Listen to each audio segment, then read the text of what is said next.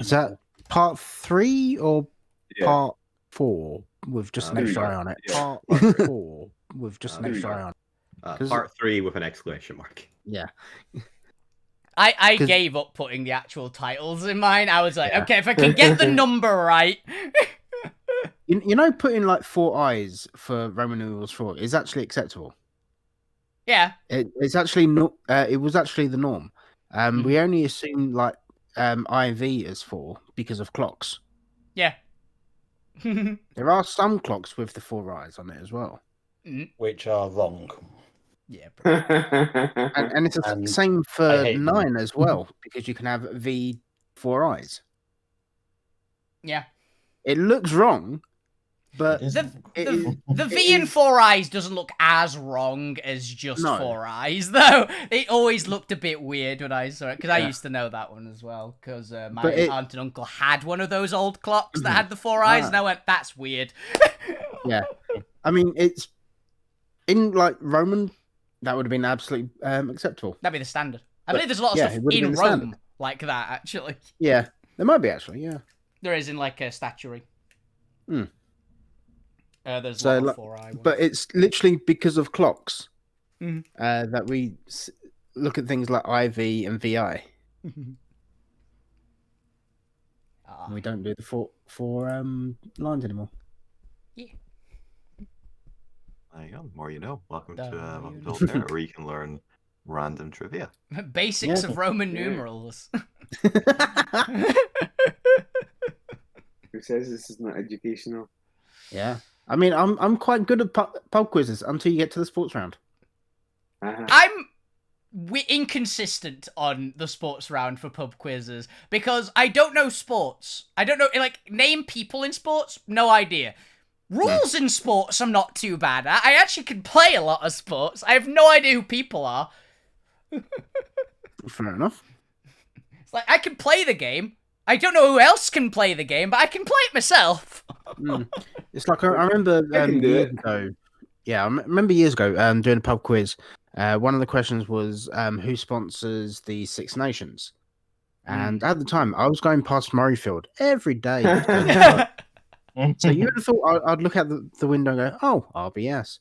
No, we put down Swelling Green because we had no idea. Yeah. Green. I used to go to pub quizzes every so often with my dad, and our team would do very well because my dad's stupid bright. I've got weird trivia knowledge that no one should know, and like, I think I heard this once, turns out was correct level, like, knowledge. As soon as it came to the entertainment round, anything on soaps, we had no idea. It was like, I would occasionally know movies. My dad dad doesn't know movies. I would occasionally get the movie questions right. If it was anything like, what is this in TV? It's like, I've got no fucking clue. What's TV? Though hilarious, you know, I got picked for a weird quiz once. In school, there was like the book quiz, like the inter-schools book quiz, and my class, because it was the top class, got one of you are gonna make a team. I was the only person who read any books. So my team lost, but I got put on the winning team anyway. I got specifically put by the teacher onto the team that won so I could go, because they went, yeah, if you don't go, we have no chance of, like, getting a placement. So, basically the entire team is relying on you to win this entire book quiz with, like, Jamie, you're 50 other, it was like 50 other schools versus me. On my, I did all right. I'll take it. I did okay. I got about halfway in the scorings on my own. That's cool. So that's all right.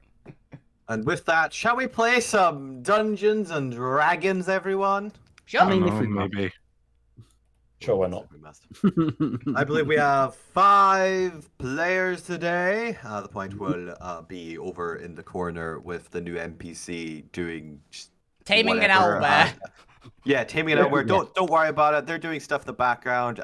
You can find out about the new NPC next week.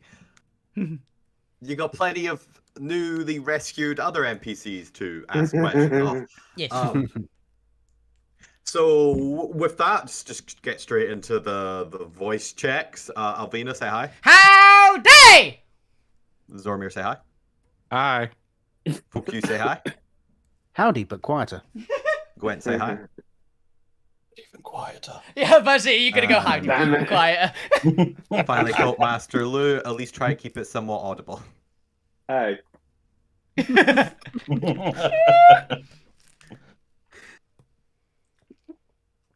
Alright. Welcome back to today's session, episode 56, Cults and Secret Societies, part 3. For those wondering, no, don't worry, but there isn't going to be a new twist. I just couldn't be bothered coming up with a new arc name since we're effectively just in a wrap-up episode. Hopefully, the Einsmurst has been lightning bolted into buggering off for a little bit so we can get our time skip. Finally. What, some downtime? Yeah. DM looks at the never-ending Yeah. list of to-do. Zombie's things got a still big not around list. it. Yeah, maybe downtime. Yeah, Very. that's we'll see. If I can fucking ever finish this next map. But don't worry about that. For today's session, let's worry about the fact that, you've investigated the Elven Slaver and apparently unlocked new NPCs because that seemed like the easiest thing to do. I don't know, you're getting a boon from one of them. That counts. Yep. Counts as a counts We're, reward. we're getting a boon from a Naga. As far as you're aware, you have at least temporarily defeated the Einsmurst and sent it packing. Who knows when the DM will pull that one back out and have it beat you in the ass. Yeah. But, the best part about having something bite you in the ass is the wait. Is the DM not bringing it back up for like 5 years, and then suddenly. Oh yeah, it's like, by the way, it's the Einsmurst. What the hell's the Einsmurst? So I remember that 3 years ago, that ghost that killed Zormir. In the mirrors. It's like, oh. Oh yeah, I remember Zormir dying. Okay, it's going to die now. Fuck you finding that. So, without further ado, let's get into the session. For those tuning in for the first time, I don't know. You'll pick it up. It's You'll episode figure it out. 56. You'll figure it out. you don't need to know the context, all right? At this point, you're willingly not knowing the context. Exactly. You're actively doing it out of spite at this point. So we return to the depths of the shadow caves underneath, and probably a little bit of a distance out since you went quite far north of Shadow Cove itself, the dock district of Bastion. We've done a little bit of a time skip here. We're just going to jump ahead like 10, 20 minutes to where all the animals are now docile. Yeah. You now have... I've actually forgot the name of this NPC that we just randomly gave a name to. Lucas What, Nightfall? Zexo? Which one? The Oh no, Lizard man? not him. I meant the random cultist guy that you've convinced to your side. Oh, 'cause he doesn't that wanna guy! die. I've got his name, actually. I actually have his name. I remember writing it down. Look, Camrith. Camurf. Camurth. Yeah. That Yeah, guy. the point there typed it in. Yeah, It's listen okay. now. Apparently a Last week. 34-year-old lizard man trapper who is now just going to be, I don't know, I guess your voice for the cult. We can just He's get the him set up. survivor of the cult. I know what He we're gonna is. do with. I know what we're gonna do with him.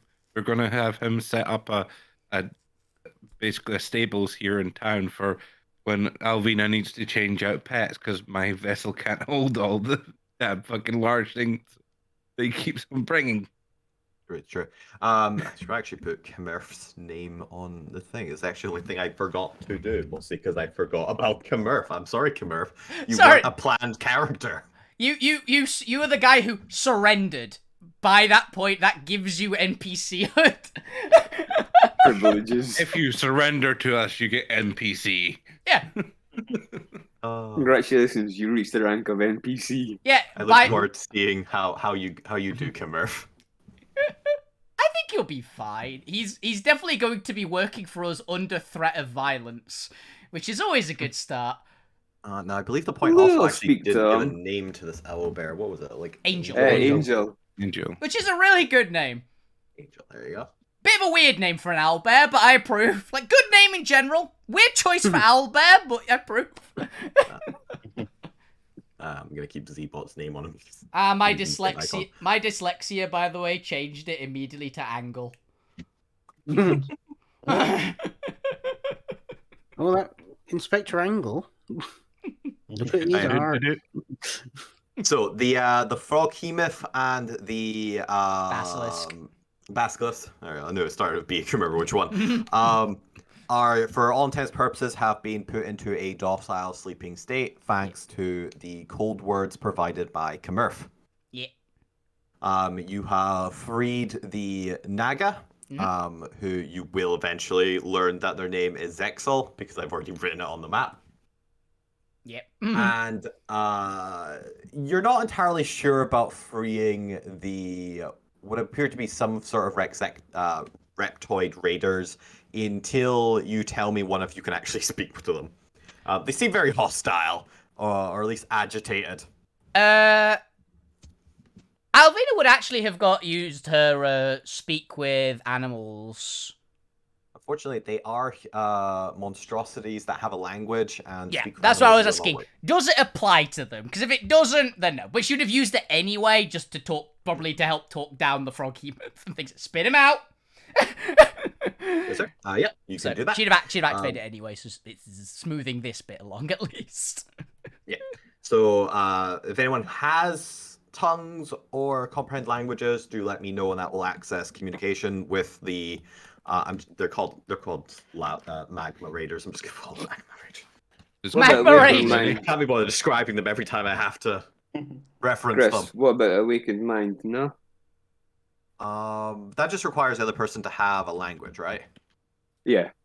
Yeah, they do speak magma raiders, so yeah, that will work. Sweet. Guessing you still have it for having level 1 of it? Yeah. It is the default ability for Warlock, yeah. For that type of Warlock. Hell yes, Lou. Then yes, because they do have a language. I think Magma's only supposed to have 1A. You were able to use your Awakened Mind on them, and we'll do any dialogue with that through you. Where the hell did I put? Which name did I put on this one? There we go. We're with that extra A. Cool. So with that, the scene has quieted down. The caves have gone back to their silent, almost whispering, echoing, whispering silence. Got to get that in the right order. And you are now free to talk to, assume Angel and Lucas are out of the picture. Don't worry about them. They're going to be off in the corner. Yep. Worry about them next week.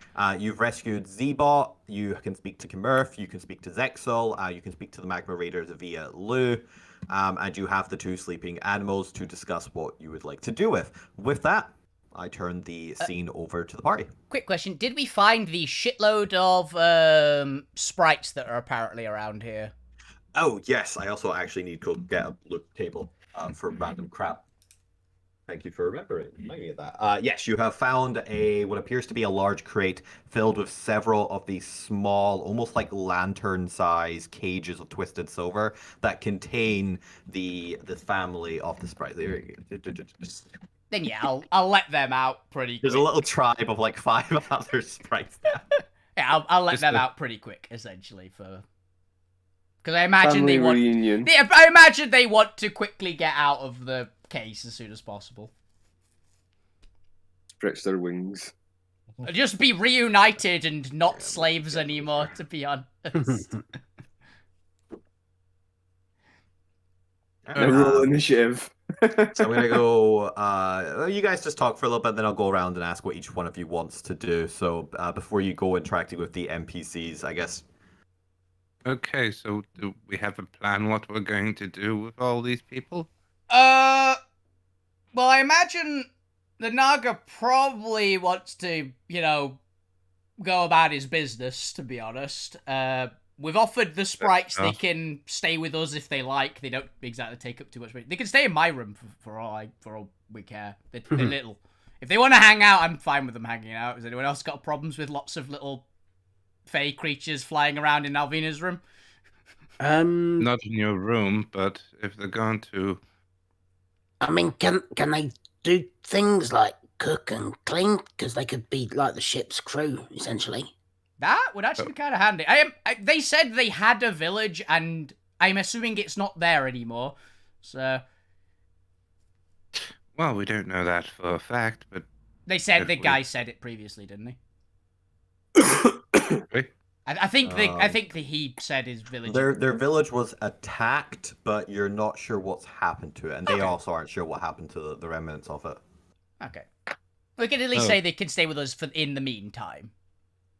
That's fine. Yeah. And if it turns out it has been completely obliterated, I'm fine with them sleeping in my room, and they can help out on the ship if they want and things like that. I think that Albert's adopted the point as well. Yeah, I think it honestly has. We might have to. You said we've only got enough room for 2 giant creatures, right, Chris?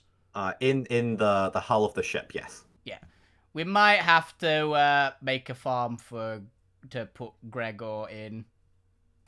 Well, I can release Gregor. I mean, Hydra meat is pretty good. No, we're not feeding. We're No. not feeding him. They're semi-domesticated. Also, remember, Gregor did one hell of a number on that giant spider, so he's earned his actual, just having a nice, relaxing retirement, I think. So we eat the other one. No! Susie's mine. I think if you try to eat Susie, she'll eat you. Yeah, Susie we like. Gregor's earned his, can just chill out time. Surely So, we should speak to, I don't know, anybody important to see about releasing the Naga just to do its own business. Well, the Naga's intelligent, so we could probably talk to the Naga. We can actually talk to him. How about our new friend here who's decided not to work with the cultists anymore? He knows animals. He can look after Exactly. things. I'm sure we can convince him to just open a little, this is where we dump the monsters that I have adopted that we can't fit on the ship. Exactly. Why don't we open a You zoo? should stop adopting. No. I mean, we could open a zoo. Now, you do have the option of either splitting the party and going to talk to different NPCs. However, I know you guys, and you're going to want to chime into whatever conversation is happening in the garden. So I would recommend of just pick one NPC to start with, and as a party, just go through the people you want to discuss. Yeah. Which one should we start with, guys? The most dangerous animal. Should we start with the highly intelligent... Should we start with the highly intelligent giant snake first? Well, you're going to translate for us. I think it might be able to speak common. Can you speak common? Yeah, can you speak common? Yes. Yeah, see? Okay. It's like... That helps. To note, one of the options is also to loot the place. So I'm you assuming can we're decide going to do that. first or at the I end. was going to speak to everybody first and then. Yeah, let's loot the room afterwards. Let's sort this stuff out first. I think is a good bet. Also, gives you time to get the loot tables up. Oh, it's already up. I've got a nice little selection here. Hell yeah. I mean, if Fuck You isn't really bothered about talking to these guys, he would be going around ransacking everything. Well, yeah, you could do that, and then you'll get the results at the end. Yeah. Nice and Z-Bot with fuck you. Because he... He has high perception. Yeah, sure, he can keep up. Yeah. Okay, you guys want No. Bad idea. Zexel first, Why? I think. Z-Bot will just eat everything. Oh, it's more like adding chaos to chaos. Exactly. I'm fine with this. He points everything out and then they just split the loot between them. Yeah, everything just goes into Fuck You's bag. And I've got pockets as well. So, as the What party happened to head the squeezing over of chaos? to the giant serpentine creature, you get a good glance at it for the first time, mostly because the DM finally has a goddamn picture of this thing up. Yeah. And you notice that it seems to have almost onyx black scales to it, with stripes of this crimson red, kind of striping its body all the way up to its head, with almost a humanoid-like face. As you taking the picture of a spirit naga. Spirit naga. Okay, I was curious what kind it was. Hey there, you doing alright? I'm assuming Alvina basically just ripped the front off the cage to let it out and broke any chains that were on it. Yep. Sounds about right. Sounds about right. Yep. Yeah. Yes. Now the time. no longer bound. I am doing considerably better, thank you. Ah, it's a pleasure to hear it, honestly. I don't like seeing anything in cages, honestly. Then why'd you keep on putting them on my ship? That's not a cage. Still a small vessel. And we get them out. I see. Not all morsels of food are as cruel as those who captured me.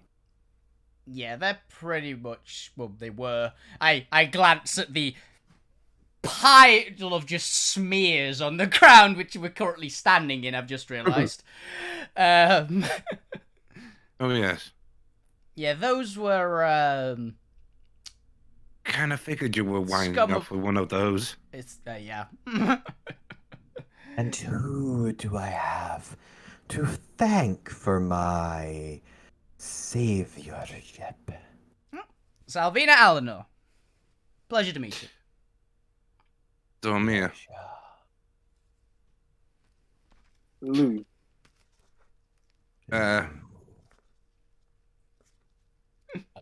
Gwen just shakes his head, mouth sipped. Mm-mm. Alright. And that is our Fair doctor. enough. That is our doctor. And the I little am chaos monster over there is fuck you. And I am Spirit Warrior Zexal. Spirit Warrior. I'm gonna write that down. Because that is a cool title. It might be noteworthy later. Now you can have that added to your titles. It's too long already. No.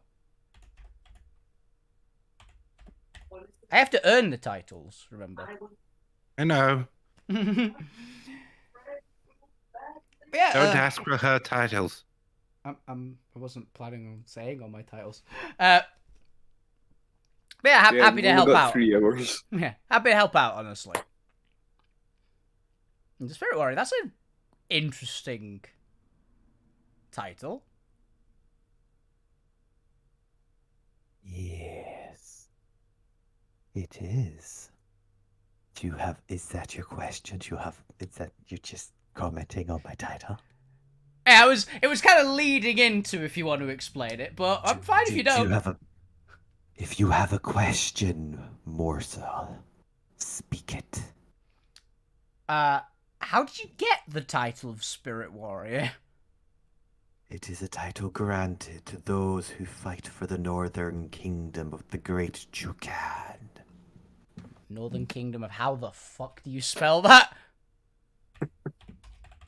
Not important for the moment. I'll spell it at the end.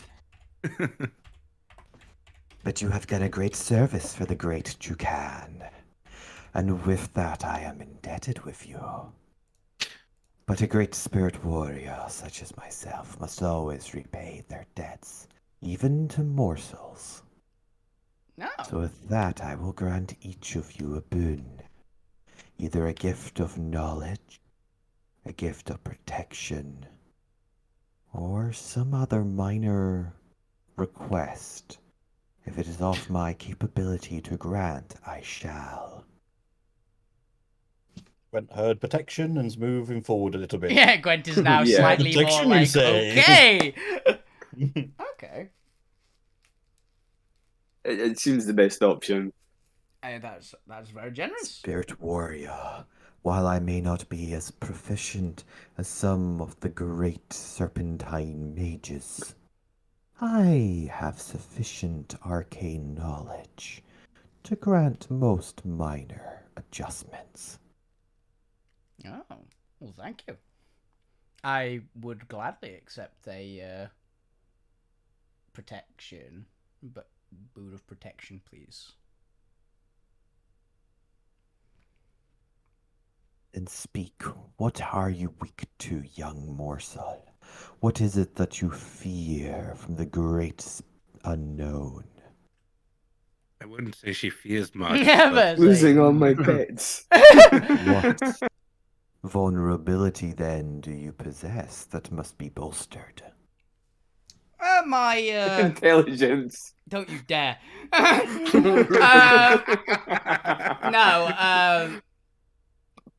I could use greater durability, generally, if that is acceptable. Basically asking for armor, if that is a possibility one. That I can't wear armor, but... As the Great Spirit raises its head, you can see its eyes glowing with a deep red crimson as the DM consults the table of boons. Yay! But while the snake's doing that, it gives you something of relevant of whatever I find here, and moves on to the next of you. Presumably Zormir, because I'm just going with what's on the map. And you? What do you wish of the great spirit warrior Zexal?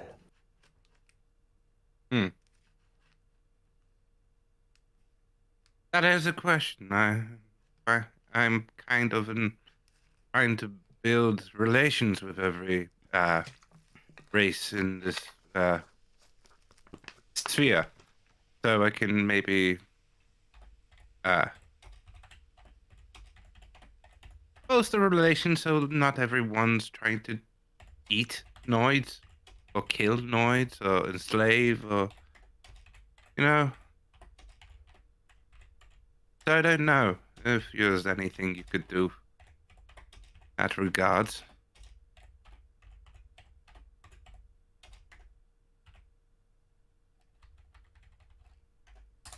I shall consult the great spirits and let you know. And you?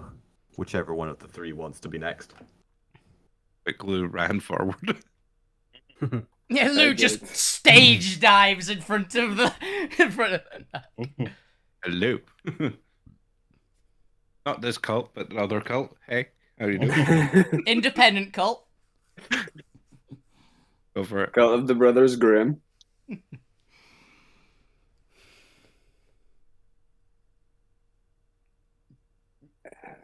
Could I be better at? There's like knowledge and things as well, which is always a fun one. What were the options again? Sorry. You can either ask for knowledge that Zexo possesses, and he will tell you, to the best of his ability, some piece of information that you want to know. He can either give you effectively a small magical boon that I have a table of. You can also just roll randomly on the table if you would like. Or some other homebrewy thing that you want, if you want like a favor in the future, or something else you want him to do that's within his powers to grant.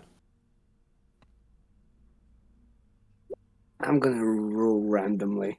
Ooh, always fun. Go for the chaos, Lou. Lou's gonna get fire resistance again. Somehow. As for I gotta actually go through these before I forget them. As for Alvina, it doesn't actually have any pluses to defense, but it has a couple defense-like stuff, such as 3 times a day you can use a reaction to turn any critical hit against you into a normal hit. Ooh. Which looks pretty good. You have stuff like not having disadvantage on armor and stuff that I don't really think would apply to you. I don't wear armor, yeah. Yeah, like proficiency in armors and stuff. There is proficiency in saving throw and a skill you already have. Stuff like that. Ooh. Could offer you some roids. Your like maximum hit points can't be reduced. Any of these sounding appealing to you? A couple of them actually. Either the proficiency in a saving throw or the negate a crit a certain number of times per day does sound pretty good. Give some thought between those two. Yeah. Well, I quickly also remember, Zormir, you wanted something that would help you kind of get the races aligned, right? Yeah. Diplomacy. Actually, yeah, can you just get diplomacy as a I mean, proficiency? there is the what is it? There is a thing for that. Yeah. Actually, that was the thing. Was it a saving throw and a skill, or was it one or the other? Oh, sorry, it was one or the other. It was one or the other. Okay, I just wanted to do that. Proficiency in intelligence saves. No, I'm not too bothered about intelligence saves. I like having a big weakness like that. I was thinking possibly wisdom saves or dex saves, though. That could be useful. But they can't. You're not quite Dexy though. I am quite Dexy, but being very Dexy is handy. I'm sure there's yeah. something like a call to arms boon or something. Maybe Actually, I'm not using the standard D&D ones. Yeah, they reduces crits one isn't a standard one. Otherwise, that would be taking a lot more. I think I'll go for the reduce crits one. How many times is it? 3 a day. 3 a day. 3 times a day. So yeah, it does require an action. So as a reaction, turn any critical hit against you into a normal hit. You can use this ability 3 times a day. Okay. Was it got a name? Boon of the No, Naga? it just had. Oh, I was actually gonna give this a name. This is the boon of the Great Serpentine Spirit. Great. So. Because I gotta tie this into its back lore. Yeah.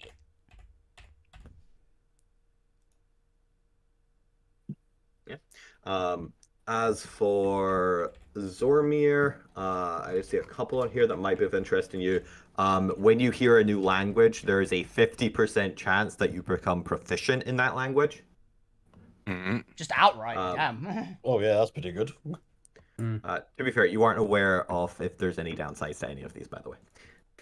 My one, regardless, and most of these, I'm fine with the downside. Or how long they last, or if there's any criteria for which you may be removed from you. Yeah, I assume there's a way for it to be removed. Hopefully, you said that if you go against the Great Spirit or something. Yeah, that's what I assume. You hear from the background, "Ask for gold!" There's a proficiency in a save that you don't already have, a skill. There's a 20% chance that you could see through any illusion. Resting, you need 1 hour less during a long rest and can rest in armor without penalties. That actually wouldn't be too bad Yeah. for you. So you never actually have to take your armor off. Yeah. I can don it and doff it. Ooh. I was thinking... Easy. Any ship you are on board has favorable winds in the sail and can move at maximum speed. Gwent, that seems pretty good for you, Gwent. But he needs to learn to fly first. Fly the boat Yeah. first. There's still a bit of training, I think. The can sleep in armor wouldn't be too bad for Gwent as well, because he's got a medium, right? He's got the hero Yeah, but armor. I am not that fussed about that because it's not like when ever really takes the arm off for long, regardless. Yeah, he's just But sleeping. I sleep in armor. I just sleep terribly. Plus, Gwen Oh, is you just get gonna the be fatigues. as far away as You just get all the possible. fatigues and things. Yikes. And my armor can be donned and doffed in an action. Yeah, yours is So- relevant. Mine is irrelevant. What boon appeals to you, Metal Man?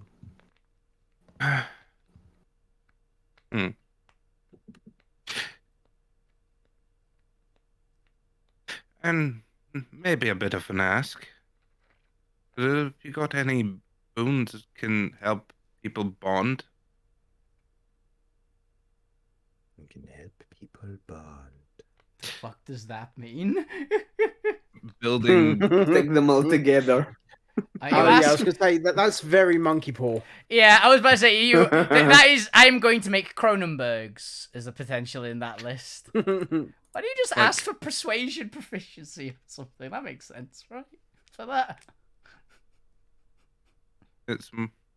I'm thinking more of building sort of bond with everyone and sort of You've asked for something very esoteric Symbol. here. Yeah. something kind of yeah, I know it's kind of vague. I'm just trying. He's not quite sure what he's asking for. He's kind of. Are you asking for looking plus for- 1 charisma?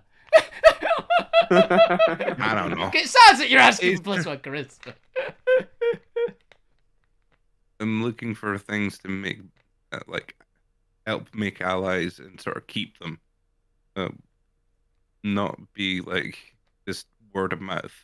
Oh, I don't know if this is on the list, GM, but I've just thought of one which might be that. Could Zormir get can cast tongues a certain number of times per day for free? That kind of works for that, right? Yeah. You can cast tongues once per day. Okay. That works for like building relations because you can once per day for free. You can just go, I can speak language. Yeah, but then you've also got the 50% chance of being proficient in just a random language that you hear. Unless that was a different one. That was a different. Yeah, that was one of the. Yeah, boons. it's a different boon. Yeah. But that one sounds a bit better than That just one's. casting tongues. I'm assuming the proficiency isn't permanent.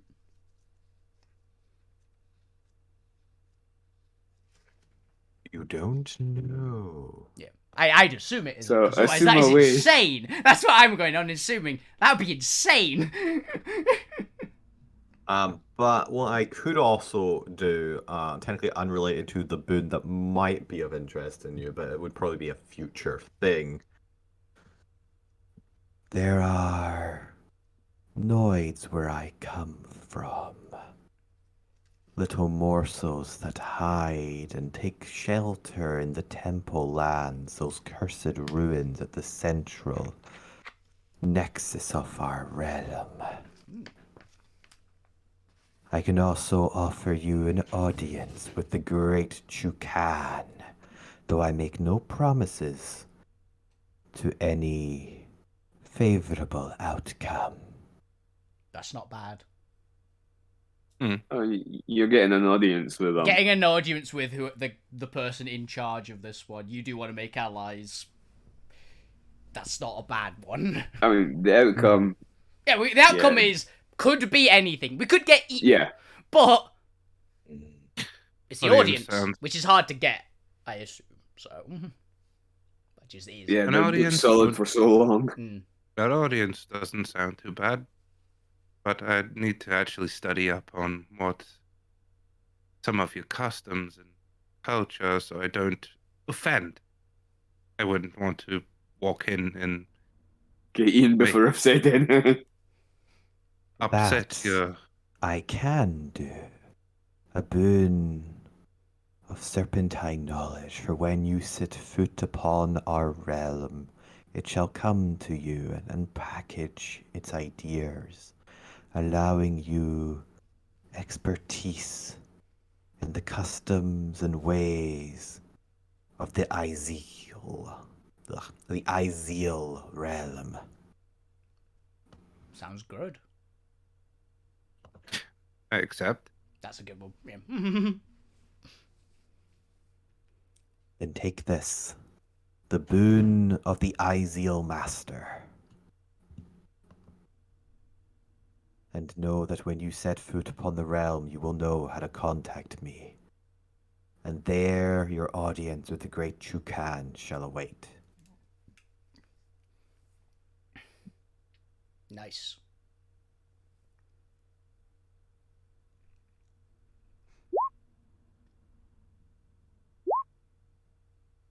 Bone. Meh. Bone! Bone of the Izeal. I know I was going to misspell it. You did get 3 of the Boon. words correct. Don't worry. It's really dark on my screen for some reason. It's not on mine, but I've Sure. got it in night mode.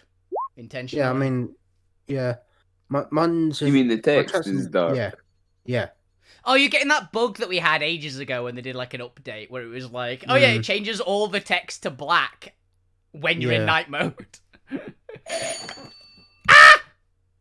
Not gonna lie, that actually kind of made me jump before I screamed. I screamed on a delayed scream, but I didn't actually jump from that clock. The fuck? Who sets an alarm for 20 to 7 on a Friday? Good question. Probably find the answer. Honestly, it sounded probably like a doorbell, honestly. Honestly, I'm kind of happy with the Courageous of Critical Hit today. I honestly thought Zormi was going to go for that one as well, considering crits are one of the few things that can hurt you. Meh. He just starts himself. Main one is as well, I know what feat I'm going for when we hit level 12. So it was like, when it was resistance, it was like, I don't really need resistance. Resistance I'm good on when we hit next level. But as That's stuff annoyed. a little bit of knowledge before then, because I do actually have it up, and I might as well. Zormir, as this magic washes over you, you are able to picture your position in the cosmos from the map that you saw. I think it was Cinderbeard or Sherwood that had a map out. Sherwood had a map, definitely. Cinderbeard might have also had a map, but Sherwood definitely had one. You recognize your position in the Scraplands on the central realm of Salvos, the floating continent, but you also now become intimately familiar and aware of the continent just north of you. The continent known as Izeal, a wet and warm tropical land, brimming with jungles, constantly in the thralls of war between the four great kingdom, and you become aware of peoples in the central land and what is commonly referred to as the cursed ruins of the Temple Lands. Hell yes. I feel Alvina wants to go there immediately. Look, thing is, serpent species living in big ass jungles, that just screams to me dinosaurs. You just want to bring out your ultimate T-Rex again. I want a T-Rex. Yeah, I want a T-Rex. I mean, in the ultimate T-Rex we turned you into. We did turn me into an ultimate T-Rex. Plus, trying to get a T-Rex wouldn't be a bad thing. It would actually be very handy. They're very, very useful for various tasks. We have a T-Rex. Yeah. That is a plotline for another day. Yes.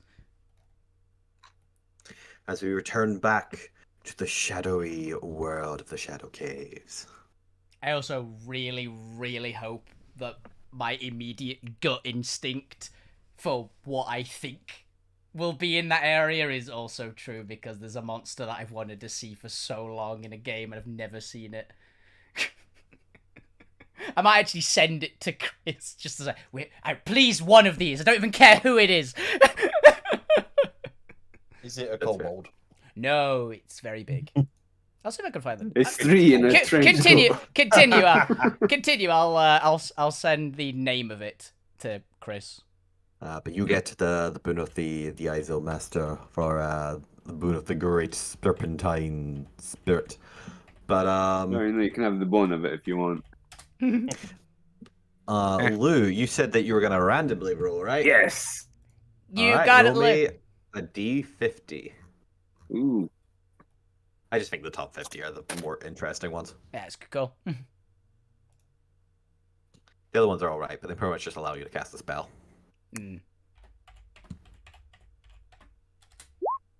38. 38. Ooh. Appropriate.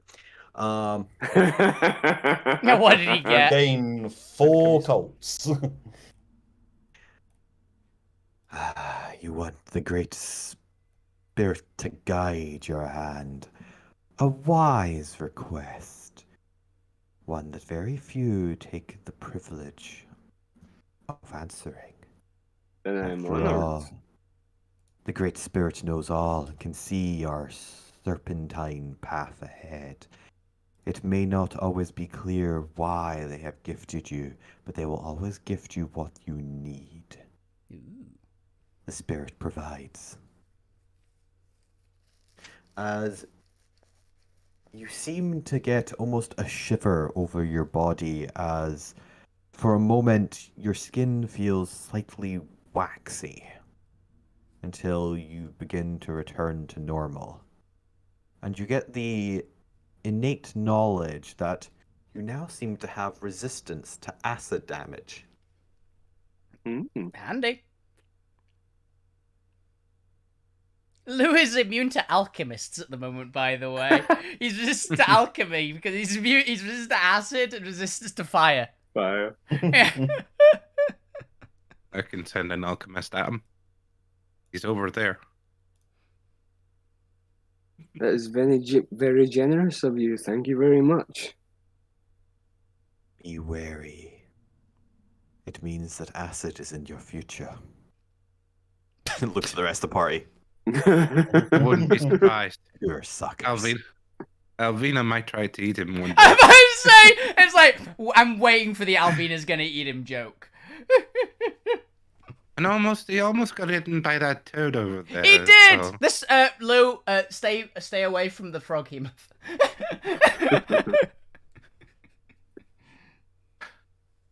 Now, what of the rest of you? How may the Great Spirit reward you for freeing its loyal warrior, Zexal? Yes.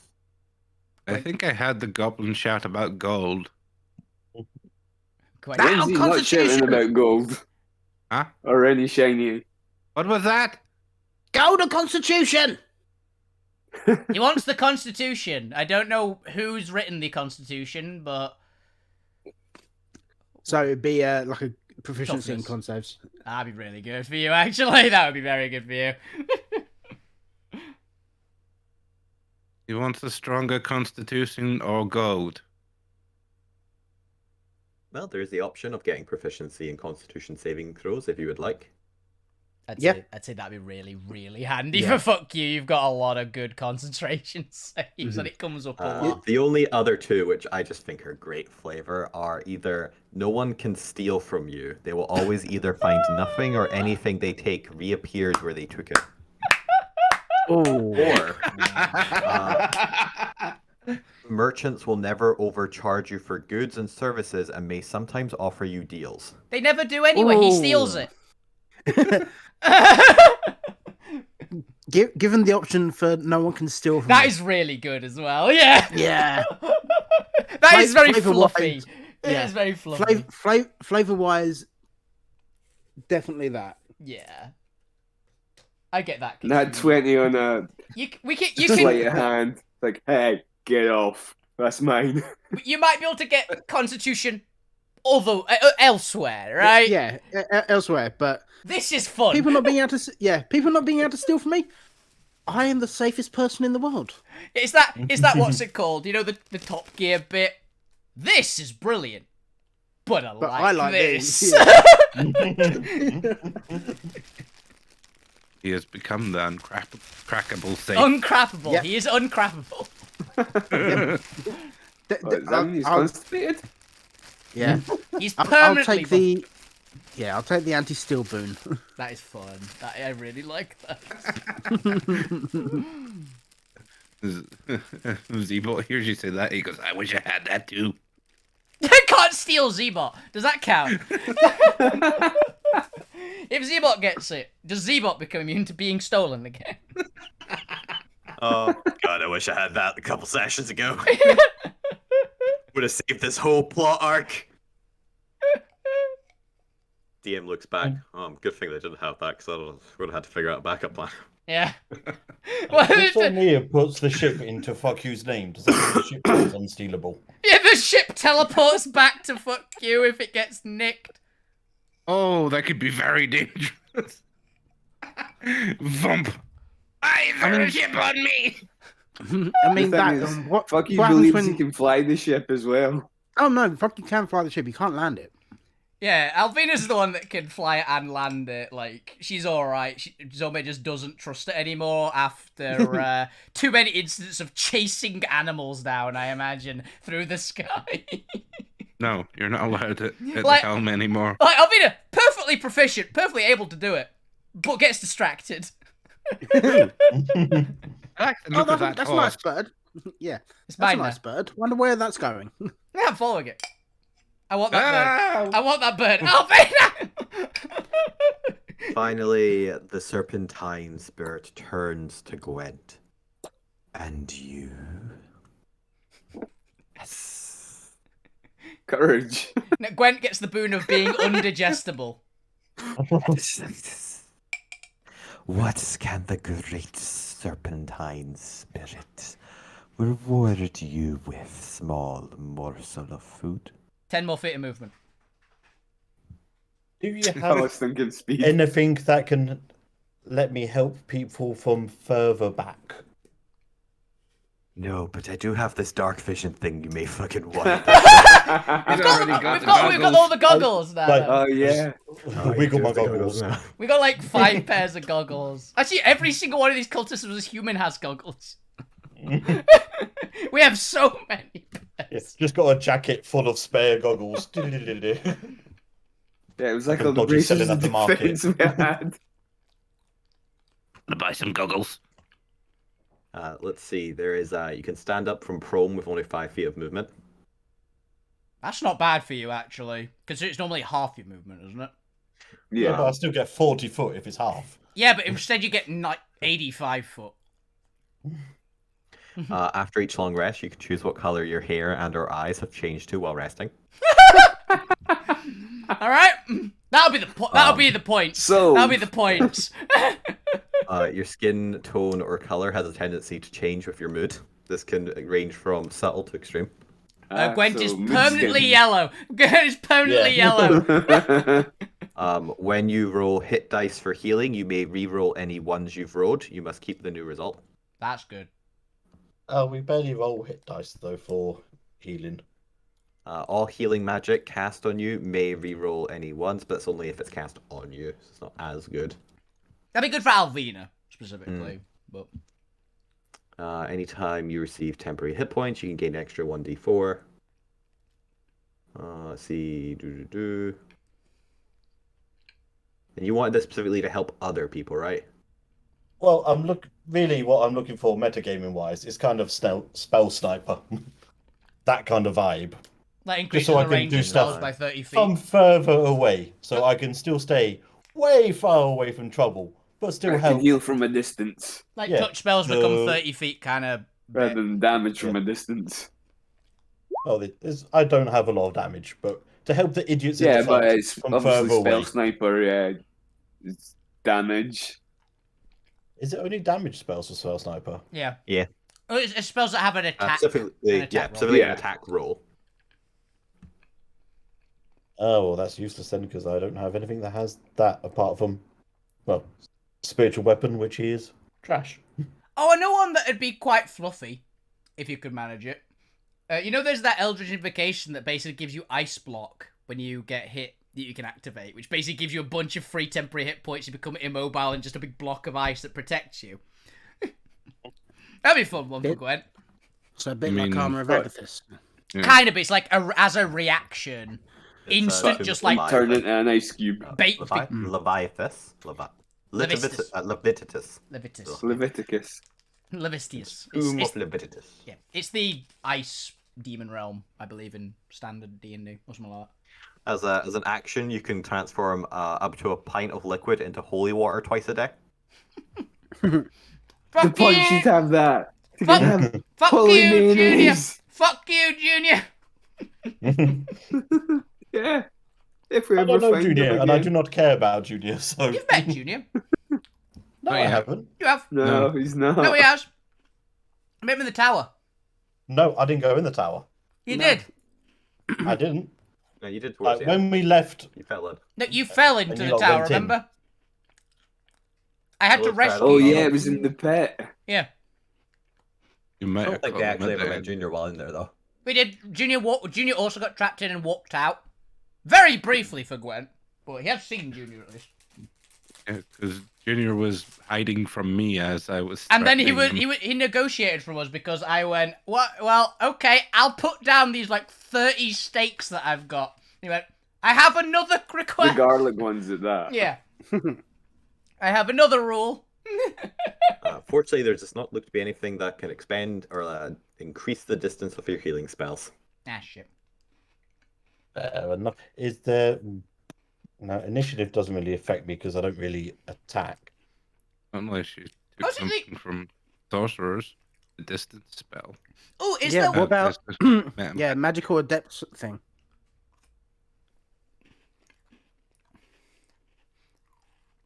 Magical adept thing. Yeah, the thing where you can take a meta spells magic. from other classes. Yeah, yeah. There's a meta magic adept ability which lets you get basically one meta magic from the sorcerer and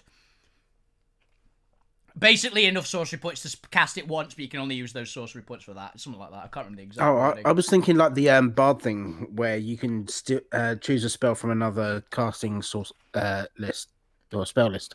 Oh.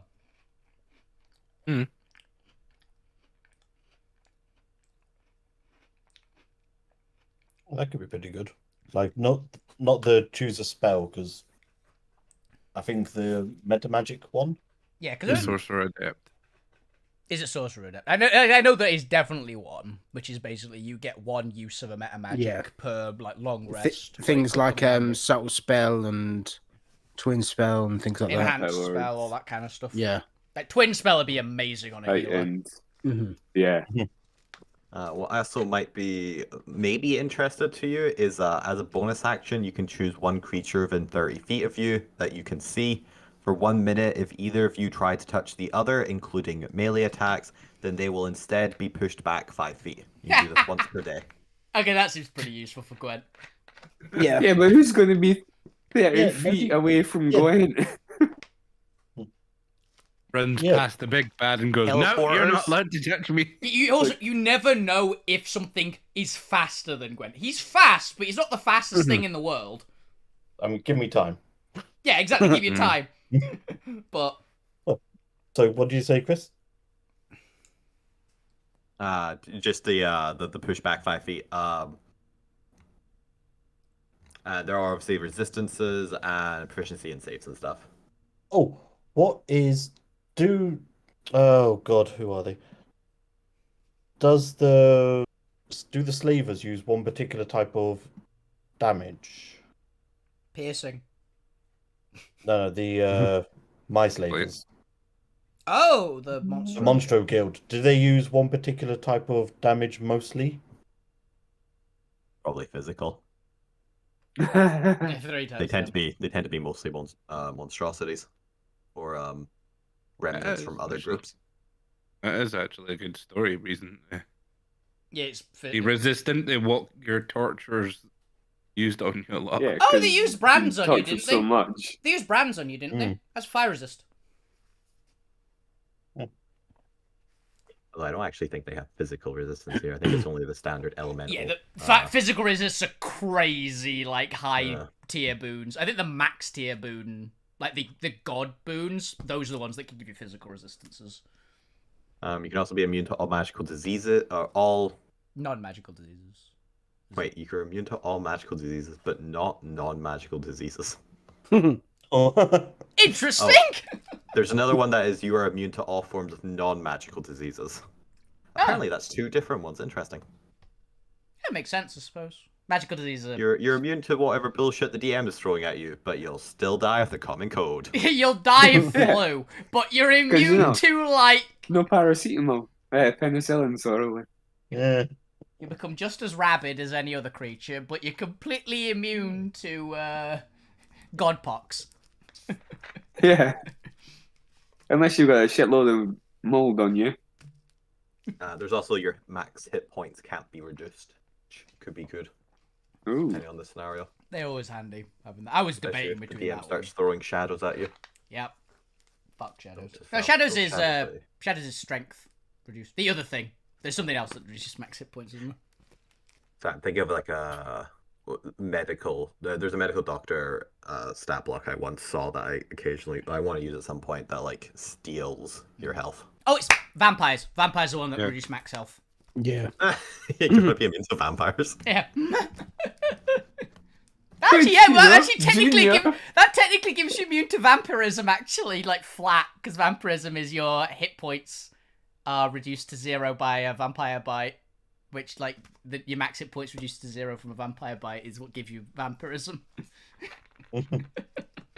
Which means Lucas can't Oh, turn on you. Actually, just because earlier you were terrified of giving him your name, you are invisible to fey creatures and they can never learn your name.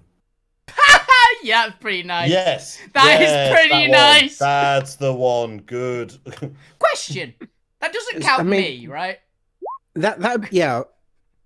If we ever go to the Fantasia or whatever, that would be very useful. Yeah. Technically, there's no Fantasia in this world, the specific Fey realm in the main sphere. The Fantasia. There's just well, Well, it's because the all the realms equivalent. just got like blown up and then like resorted. So there's like chunk segments. So Fey are just kind of scattered all over the place. Right. Now. Yeah, you said the Fey are basically the free agents, didn't you? Of the lots, they're just kind of every faction. Everyone likes the Fey, and nobody likes the Fey. So with fuck you's new boon, if we were to encounter any Fae, You two do the negotiating. would he be safe? Because you can't steal his name. I'll figure out later. That's a concept. But then it means his name will appear back with him, so they can steal it temporarily, but they'll forget it after about 5 minutes. Yeah, because they just think it's an insult. Yeah. Hang on, that can't be his he's real just being name. impudent. Yeah, it's just be a little. But for the final time, Zexel rears his head. His eyes glow with a golden red crimson color, and he looks down. At some point, he does the point, but we'll deal with that next week.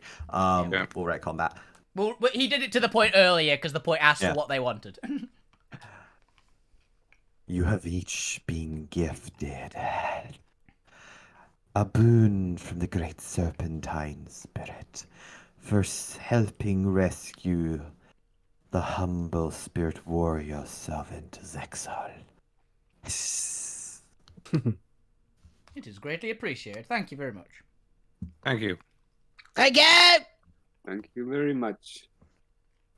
Now, if it's all the same with you, this place gives me the headache, and I have a long trek home. Mm-hmm. Safe journey. Yeah. Safe travels. Hopefully see you again in the future. And He's with like, that, this "Not if I can help it." large serpentine monstrosity begins slithering away. Yep. I was meaning maybe see him in the future because The honestly, audience. we might end up going to where he lives, essentially, which means that he made it back safely if we see him again. Yeah. Yeah. Isil. The tropical scrapyard island of Isil. Yeah. Which I have got a great. I'm really hoping my mental picture of the place is correct because I've got a. I'm imagining like Amazon rainforest at the height of the Aztec Empire, but with dinosaurs. It's a great concept, and I really hope I'm right. I just realized that's. I just realized that's. You're going to be devastated. Yeah. I've also just realized I just described Lustria from Warhammer Fantasy, which I'm also cool with. Okay, next. I'd say next we really should deal with the Magma Raiders. As much as I want to talk to the sprites, they're going to be like very thankful and family. There'll be plenty of time for that. I think we should deal with the Magma Raiders before they get pissed because we're ignoring them. From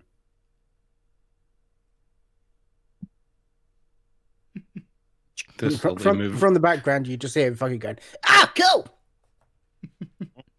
Yeah, great. Yeah, because Z-Bot tried to steal something from fuck you. And teleported back into fuck you's pocket. Right. It's because Z-Bot's having fun to tell him where things are. Right, Lou, we need you here. Translation, please.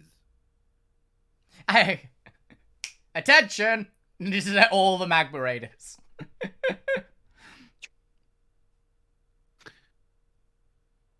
Lou, can you do me a favor and ask them... Actually, just, first of all, you don't happen to speak or understand Common, do you? Thought not. Okay. Lou, you can still talk to people's brains, can't you? Yes, I can. Can you get through to any of these?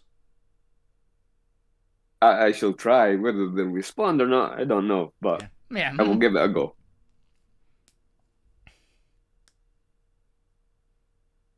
What are you going to say? How are you going to start this conversation off?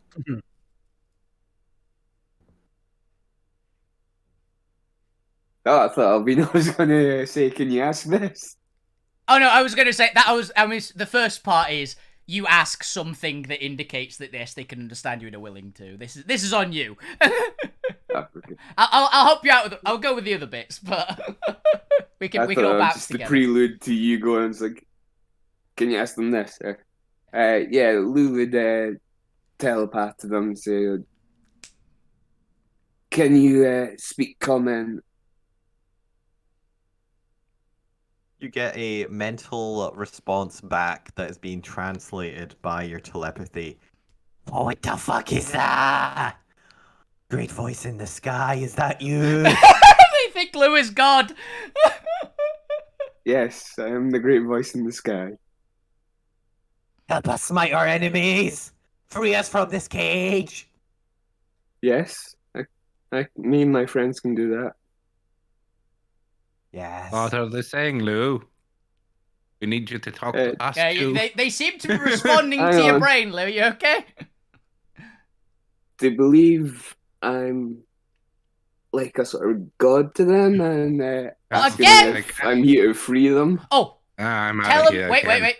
If they say you're a god, tell them that the god's physical form is you standing immediately in front of them here, so I don't open this cage and they attack you or me. To be honest. They asked if I would help them kill their enemies. Who are their enemies? This is a very I'm just important. about to ask that. Like, who would your enemies be? Because they may be my enemies as well. Well, I don't mean to be disrespectful, God, but shouldn't you know this? Aren't you omniscient? Isn't that what the prayers speak of? What did they Look, say? I'm a very busy man. I can't deal with every little thing. I can't deal with every single enemy. I've got a lot of enemies. Which specific ones are you worried about? Ones that I may see good may not be good to you. Oh, the wise God. I guess I've those noticed that, a lot those of that bad have, people have around trapped here. us. Those who have stolen us from our homeland. Okay. I mean, they're already dead, but Most of them are. We didn't kill a lot. These fleshy strangers. We are not enemies. Tell them we're not enemies, Lou. They're my friends. No, we are. This group here are, not the ones that's caged them. Yeah, that's what I'm saying. Like, all you guys Yeah. are my friends to them. Look, they will not harm you. But they are not of our shell. I think I might have a few No. pieces of shell somewhere. But I've seen what they've been able to do Hey, to Gwen, bigger foes. how They are long did you naked give it? and nude and without colouring. Only one of us is naked and without... Actually, I'm not without colouring, but I am Other naked. than that one. That one is of the blue clan. Gwen, how long did you give it before they messed this up? Which one of us is from the blue clan? 4 more sentences. I'm genuinely curious as to which one of us is from the blue clan. Yeah, I'm just trying to figure that out as well. They have an oppressive carapace? Carapace. Where the hell is Looking the at shell's called? me, Oh, it's Zomir! they think he's a bug. They think he's a bug. He does kind of look like a bug, to be honest. Lou will turn around and say to Zormir, it's like, Zormir, they think you are an enemy. No, What? I don't think they do. I think they think he's one of them, but from like a different tribe. They think you're a strange version of them. Alvina bursts out laughing. I don't give it long before you mess this up. I was gonna say, you Tell probably them that- need fuck you cackling from the background as well. Yeah. If we're gonna let them out, we have to convince them not to kill us, or we're just going to have to kill them. I would rather not, because it's... Honestly, more effort than it's worth to kill him, to be honest. I don't want to kill them either because they do seem nice. Do they? But I'm sure I can convince them. We are not convince them enemies. not a threat, and they Leave they can peacefully. go about the where. Leave The peacefully. blue man says that they are free. I don't know. You're the voice. I'm not- You're the voice of God, Lou. You say that they're free as long as they don't attack anyone here. And they can go home. And they can go home through that tunnel. Pointing at the tunnel that the Naga went down. Naga went through, yeah. Which I assume is the exit that doesn't leave into town. With no knowledge of what actually is that direction, she assumes the Naga had some idea of where he was going. I can free you as long as you promise not to attack any of us. And you can go back to your house and live your normal life.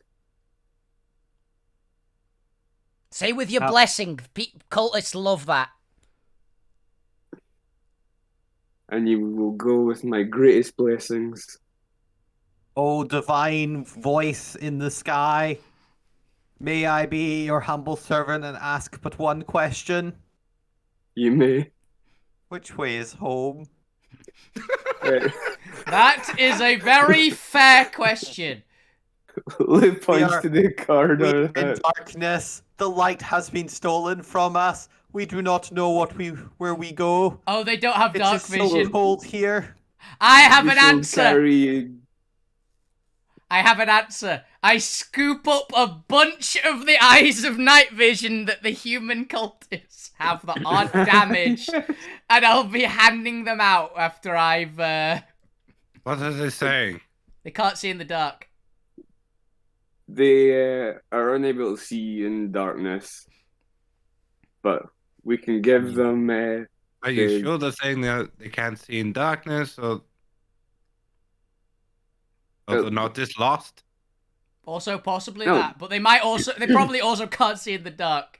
They don't know which direction they're going because they can't see. Anyone know where these things originally came from? Addressing the general room. They look like bugs, but what exactly was the description again? They basically look kind of like the swamp raiders we saw, but kind of orangier was the major bit, right? And with lobster claws. They are almost part insectoid, part amphibian in their design. They almost look like a dried mud version of the swamp raiders, but with large pincer claws and red and brown colorings. Yeah, they look like they live in like hotter environments than the swamp raiders, so they're probably something similar to that. So honestly, if we just like give them a vague that way direction and point them towards like Iron Core, they might find it if they walk long enough and don't get killed by something. I can give you each a device that will help you see in the dark. At which point Camurf comes forward sheepishly. How the hell do I do a lizard man voice again? It was kind of hissy, but kind of like done with his job. Yes, I've got the inventory here. Apparently these are magma raiders. It looks like they were taken from the ribs. That's a bit of a way to walk. Yes, they were bought off of a traveling black market ship. Do you know anywhere that they'd... Not exactly like the ribs, but do you know anywhere in the general continent that we can just go over there and live there? That wouldn't be the worst terrain for them?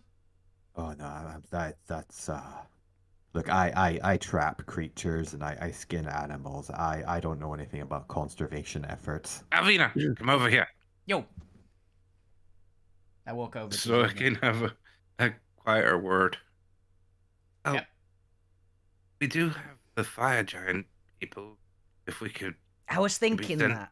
But that is a really bad idea. I know. Because they can't speak common. So they'd get either enslaved again. More than likely. Or killed. So it's a 50-50. Neither is a good outcome. I'm not sure if I could fly them to the Mix's rib. I don't know how well the ship would handle the heat. We could get to Imix's rib fine. Alvina says way too casually. Oh yeah, we No. could definitely get there really easily. Better you. Well, while you have this conversation, the DM's going to get more water, so we're going to take 5 there. Yeah, sure. I think we'll just be bickering. Honestly, I don't want to fly to the rib and burn the ship up. It's being fireproofed in the cargo bay for your damn blizzards, not for not the external. a rib. Not the external yet. Yeah, we do need more metal for that. And the only metal I have disappears with heat. Yeah. I've got an idea. What? That was I wasn't gonna keep him as a pet. Really? Really, honestly, yeah. I've got no Really? interest. Yeah. Oh, surely we could just let them go, point them a direction, and then just go, ah-cha-chow, wash our hands, and... Not gonna lie, that was not far off what I was gonna That's what say. I I was actually going to say, Giving them the send him. Carry them to that corridor. Well, I was actually gonna say, we send them to where the swamp raiders are, and maybe they can coexist. I I think mean, they we die. know the direction of the Imix ribs anyway, so we can just point them that way. There's a void sea in the way. They'll Yeah. figure it out. Like, You're not got I mean, wrong. let's be honest, nothing. We freed them, they owe us. Oh, here we go. They think Lou's their god, right? Yeah. That's just Give them the direction. well. Give them the direction of where Imix's rib is. And then tell them it's a task from their god to get back home. That'll Honestly, do. not the worst thing. Because if they get home, when we go to Imix's rib, they might remember it. Or at least the 2 or 3 that are still alive. And then they'll continue to think of Lou as their god. And maybe spread it. Are you sure they think of Lou as their god, or they just think the voice that he's producing in the head is their god? Yes. To be honest, It could go either. It it's could go my either way. voice. But they know But, Lou's voice, actually. Work with me on this. They know Lou's voice, at least. Okay. I say we go It with could that be one. beneficial in At the least long run. Point them in the right direction. We can't do much more than that. We can't exactly take them to Imix's rib. Because Yeah. we've got shit to do, honestly. Yes, And I we haven't can't keep finished them in the upgrading city. my damn weapon. And we've got shit And to I've do. We're just getting got the path passport. back. We've got so much. It took us such a pain in the ass amount of time to actually get into this damn town. We're going to at least spend some time getting the shit we need from the town before we fuck off somewhere else. And I'm sure doesn't one of you have a bake-off? That's the Yeah, point. the point. Yeah, we'll point to the point in the corner. Yeah, that's the point. Who's currently being licked by an owlbear, I assume. That's By the way, very that weird looks to see. unhygienic. I was supposed to be helping them with that stew. I have been helping him. As a looting going used pet, and I'm still weirded out by my recovery bot having mushrooms all over it. Yeah, you might have to shave it. I'm not touching that. That's That's fuck on you kind of mushroom shenanigans. You mean That's assassin? Yes, assassin. So I don't sorry. think fuck you is particularly adept. Small with- gremlins kind of meld together in my mind here. But yeah, I don't know. I could probably cook with them. Why would you? I random would check them stem- out first. We do. I test them on fuck you first. No, you're not eating me. Fuck you. Oh, who else? Who do you want to be the test subject then? If you don't want fuck you to be the one to eat you, who do you want? I mean, in any of you motherfuckers. Wow. All right, that's fair. I am back. Our consensus basically has been so far, tell them, point them in this is the direction to Imix's rib. It is a task from your god to go to make your way back home and spread the word of our good name. Basically, we're washing our hands of them, pointing in the right direction, and if any of them survive long enough to get to Mix's rib, then yeah, it might be a slight plus for us in the future. Good for them. That's between the lines, though. Yeah, that's a between the lines. At that point, we're like basically going, it's that way. Go with our blessings. Goodbye. Yeah. We can't fly there because the ship would burn up. We've got shit to do. And we've got shit to do. More, we've got shit to do. We might be able to survive, but we've got other stuff to pressing matter. Not with you two fire crazies on board, trying to tip us into it. We're not gonna crash. I don't believe. Yeah, nor do I, really. And what about, like, Mr. Wonderful? Mr. Popular? Yeah. Popular. Yeah. Oh yeah, that's a good idea. We can get rid of Mr. Popular there. Yeah, he'll just melt. Yeah, I totally don't believe you, Alvina. I didn't say we'd crash. I said we'll land. We won't crash. Yeah, Depends I'd who's say flying that'd it. be a safe landing. But with that, you give the Magma Raiders their instructions, point them in a direction, and Also they giving go. them the The goggles of night vision Glasses, so they to see in the dark. can see in the dark. They immediately begin crab walking away, making We sent them strange that way. We noises. sent them that way. Alright, fair enough. There you go. Off you go that direction. We assumed the Naga knew where he was going, and so that's the exit. Yeah, he knew he was going to get back to Israel. Hopefully they don't run into any of those things that we warned about going down here as well. We did say it was a test from their god. They'll just consider it another Also, test. Or, either way, shrug. they've been dealt with. We didn't kill them. We actively did everything in our power to help. If they're stupid enough to get eaten by a giant beetle, that is on them. We're down to 3 groups of things. Let's talk to our friends. We can deal with the animals afterwards. Yes, I think we're going to have to Keith to run a stables. Mhm. Would that be okay with you? Who were you asking that off? Cameron. Yeah, we were saying it loud enough that Camirth could hear us. I mean, as long as you keep paying my salary, sure. How much?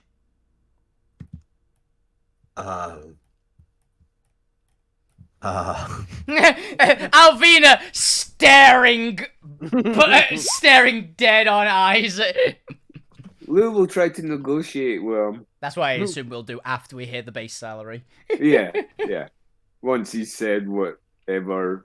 Whatever the salary is, we're going to negotiate down. Regardless. We'll negotiate down from certain We'll bits have that it. you're going to take a pay cut. Yeah, we'll negotiate down if he says for free. He'll pay us.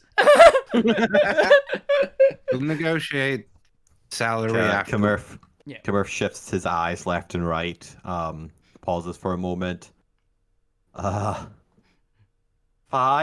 gold per day? Finance Goblin. How are we doing for gold? We've got a lot of gold, but with 5 gold a day, indeterminate amount of days is a bit rough. It's Yeah. a lot. How much gold do we have? Doesn't matter. We'll negotiate Enough for this our later. purposes. Also, I want to point out 5 gold a day is so much money. Yeah. Yeah, Is but it all the animals are super 1,825 dangerous. gold a year. I point to. You could spare $2,000 a year. I point towards. Can we? Point towards Lou Yeah, of course we can. and say he's a head negotiator. You don't want to mess up with a super negotiator. Here's actually a Points good. at the Here's, goblin. here's actually a good question. How much is basically a bed, 3 meals a day in this part of town? Like in Hell, here. we might even convince the people of the city to pay for this. No, I don't think we're getting away with that. I'm not gonna lie. Yeah, no, I don't think they would go for that. I'm asking GM because we would know this information because we have spent days in the inns and things. Would you? Yeah. Would Alvina, the barbarian who sleeps outside in a tree, know? Yeah, because she's an Oh. entertainer as well. She goes into inns occasionally and does actually do it because she can get free board. So she'd actually have to know what the price is so she can get free board. She just likes sleeping in trees now and again. She likes doing it. Yeah, why would that let you know what it would cost? Because you're just getting it off for free. I don't think you've ever needed to consider how much anything costs. Apparently, you get it for free. Yeah, but the first time she would have walked into a new place, they would say, "Oh, that'll be this much." Also, the point. And Albina goes, "Well, actually, no. I'm an entertainer." Yeah, she would ask it first and then go, "Well." As it happens, I happen to be this. Can I get free board? And they go, yes, which is hilarious. Uh-huh. Also, the point is over there and also has done it multiple times. I fully believe, like, any of the other party members would know. I just don't think Alvina has ever considered this concept in her life. Paying for things. God. Especially because it's antithetical to the Fantasian way of life. Is it actually? Fair enough then. Alvina would. Someone else tell me how much it costs. Yeah, the Fantasian economy is fucking shambles. They literally base things on how pretty or like spontaneous shit is. I do know. I remember you saying that they use crystals instead of money. Didn't quite think it was that level, but fair enough. Yeah, they don't really have an economy because Fantasia is the realm of abundant, chaotic life. They barely have houses there, mate. It's just such a perfect paradise where everything tries to eat you. Yeah, I love it. Because the houses are too hot inside. Only where I live. The elves literally throw themselves into a pyre during the height of the summer festival just to show, reverence to the summer queen. And also to say that was a great party. Yeah, but it's religious fanatics. Not even religious fanatics. But for the rest of the party, and not Alvina, who definitely would not know this, for the rest of the party, your standard D&D expenses apply because the DM doesn't care that much about a realistic economy in this world. Cool. It's about a gold for a modest lifestyle, down to like a silver for a squalid one, or 10 gold for an aristocratic lifestyle, or 10 gold minimum for an aristocratic lifestyle. Is that how much is that per day or per? Oh, that's all per day. Per day. Yeah, cool. I'd say, why don't we give you?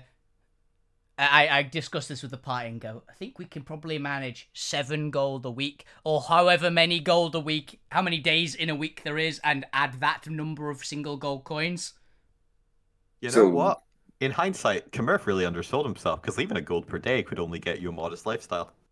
He went 5 gold per day. Oh, he did. Okay, good, Commerf. Yeah, for those, with high insight, Commerf was definitely fucking bluffing his salary. Yeah. Yep. Well, I was going to ask if I could roll deception. No. That's why I'm pointing. I mean, what are you deceiving him with? No, I'm trying to bullshit him with the price. silver piece a day. Now, I'd say we pay him a gold a day because he's probably actually going to do his job. Is the main thought. Right, like, he lives okay, he gets food, he can do shit, and he can do his job. Right? Yeah. I still think we could convince him the town to pay for him. Note to self, never work for any of these players, because apparently they're all fucking cheapskates. I'm saying a modest lifestyle, which is about, like, a pretty decent, it's like tavern keeper life. Everyone's going lower. How quickly the employees turn into ruthless undercutters as soon as they're the employer. No. We're just frugal. Discussing it. How can we undercut this guy? Yeah, I'm like, this seems like a normal price. No, let's get him lower. Why? One, let's make we're him frugal. And two, he tried to kill us. No, he didn't. He surrendered at the first opportunity. Yeah, I I'm said, just saying, Lou, we're being frugal and he tried to kill us. If you really want to try and, cut his salary, you should start using terms like we're a family business. Yeah. Emphasizing how much he's learned here. Yeah, it's an apprenticeship. he'll get some qualifications out of it. Exactly. Never mind. We'll discuss this when we You leave. get great exposure. Yeah, it'd be great on your resume. Great We'll exposure discuss- to fatal wounds. It is a bit exposure to failures. We'll discuss the rest of this on the once we're out of here. Yeah. What, you don't want to do salary negotiation roleplay as part of your D&D experience? Salary I think that's what negotiations are comes here for. very, very. We'll discuss it when we've Hard. got access to the bank, and we can do then like accounting and put like down payments. Yeah, and this because is we're how going to set much. up an account. It's got like this is net gross, just naturally increasing over the years. Oh fuck. All right. You put some money aside for Commerf later. I don't know. You hire. You don't have to hire him for like a year. Just pay him fucking like a week's salary up front, and then hope that don't leave town for a long duration about paying him in advance. He gets freaking eaten day 3 by one of the by Gregor. But yes, you convince Commerf to sub salary. We'll figure out later. Yeah. He seems a little disappointed that his bluff of getting a 5 gold salary a day didn't pan out. But he accepts the fact that his bluff was called. Yeah, it's like respect the guy's hustle, but fuck off. Oh, yeah. But the thing is, Lou's a bullshitter, you know? Yeah, it's like we can respect the hustle, but no. All right, you guys wanted to then go over and speak to Gale? Yeah, to Gale. And his family. Or whoever came with him. We don't actually know if they're related in any way. His neighbours. We head over to Galefoot the Swift, and Galefoot the Swift is looking incredibly happy with himself. He zips over to you. All signs of previous resurrection gone from his face now. He's now plump with color, zipping around. You can hear a gaggle of bright, high-pitched voices, laughing and cheering in the background. And as you come over, he sprints towards you, a spring in his wings. Spring in his wing works. Kind of like that, actually. A spring in his wing. Mm. Thank you. I don't think I could ever have shown my appreciation for you. You've helped rescue me and my fellow sprites. You were true to your word. You've set right the horrors of the other Noids. Thank you. Hey, happy to help out. I used to know a bunch of sprites back home, and they were absolute wonders, so... There's literal tears of happiness rolling down his cheeks. Thank you. There, I pull out a bit of... I was about to say cloth, but it's almost certainly just a leaf. That is like... It just like it's to blow his nose on it.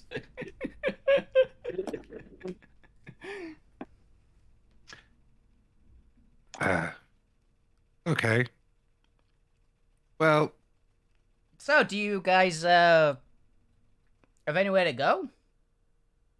I mean, we were just talking about it, and some of us hope to return to see what remains of our village from the Banshee's Grove. Banshee's Grove. We're heading there in the future, aren't we? Maybe, I think. That's on the docket. I know for a fact we are planning to head to Banshee's Grove at some point, I believe, right? Because that's where we got to deliver... Wanted to go there? Well, I think I wanted to go there as well, because that's where we've got to deliver the idol. You have technically 2 optional quests there. One delivering the idol for the Inquisitor, and the other to seek out a rebellion expert on Celestials, presumably so that the Point can ask about their Celestial egg. Yeah, so we're, you cry with us. We'll be in town for a good bit. Are you okay waiting a bit? You can hang out on our ship. Like, my room's got loads of flowers, lots of plants and things. It's a great place. If you want to hang out before, and we'll give you a lift. Just don't go in the cargo bay too much. Oh yes. Do you know how long it would be before you set sail?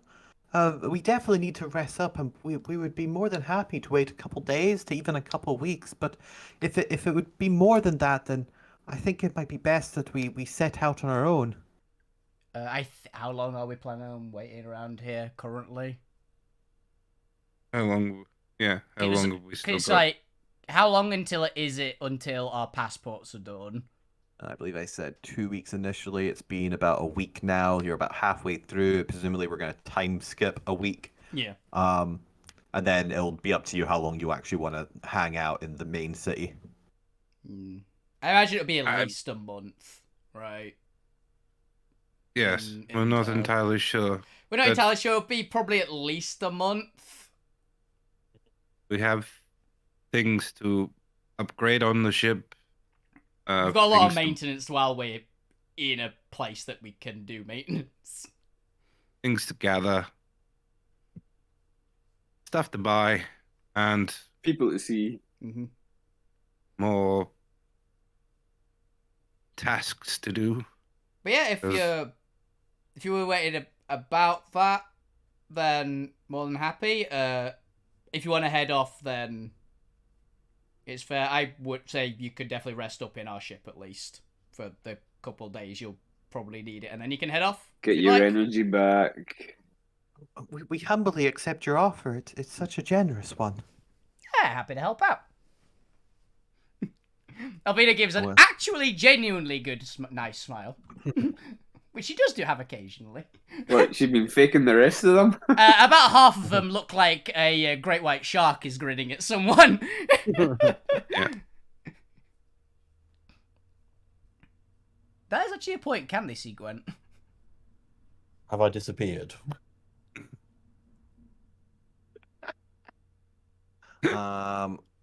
Ooh, interesting. Are we gonna Or say is it's it a- just for pure Fae, or anything with the Fate archetype? If it has the fake keyword, then Gwent can't see himself.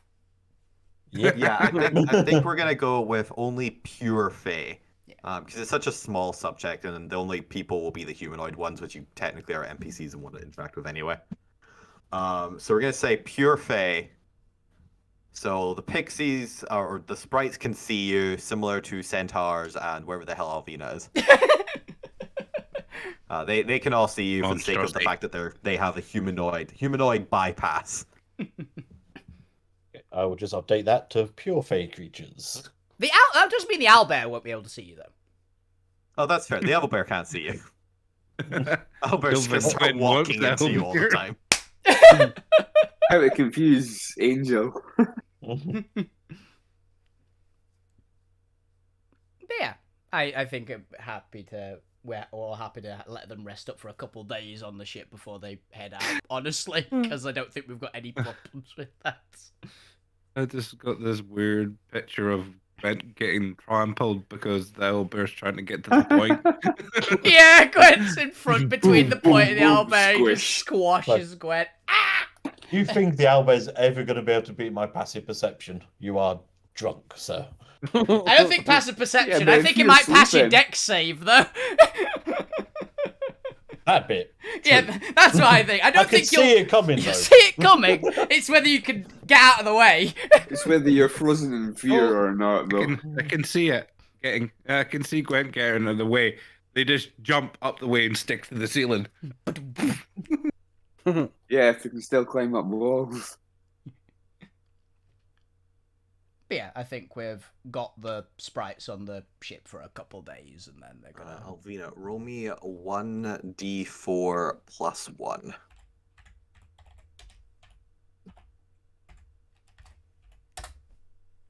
Three. So 4. As the sprites turn to look at each other, they eventually come forward with 3 small pouches, or I guess 3 small packets, with what appears to be some form of sparkling dust in it. Ooh. Ooh. A token of our appreciation for saving us. It's what the slavers were originally harvesting from us. Oh, really? What is it? hell? What is it? Rainbow dust, I'm guessing. It is 3 Ah. packets of sprite dust. What does that do? You add it to water and it turns into lemonade. Only the 7 packets. If you sprinkle it on yourself, it will turn you invisible for up to 1 minute. Oh, Okay. thank you very much. Thank you. Note Much to self, appreciated. don't- So yes, as an action, you can sprinkle this dust on yourself or another creature you can see within 5 feet of you. The recipient gains invisibility. Standard invisibility, I'm assuming. Note to self, Yeah. make sure smash that damn person in the face for this and justice as well. Yeah, I've got it written down on my sheet at the moment. I'll just copy paste the description that you put in. Oh, thank you very much. It's greatly appreciated. I get it. Why is Roll20 such a pain sometimes? 1 second. Ignore the pixie dust. It's supposed to be spray dust. Yeah.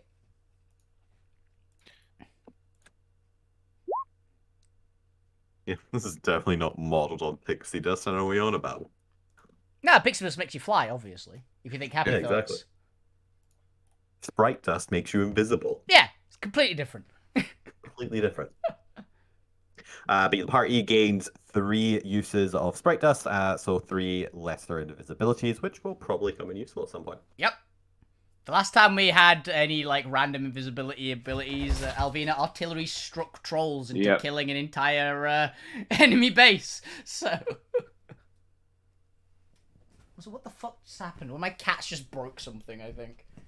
Oof. Okay, But with that, the sprites will return to your ship to rest for the week, and then they will presumably head out if the party decides to stick around in the main city for any duration of time. Yeah. Yeah.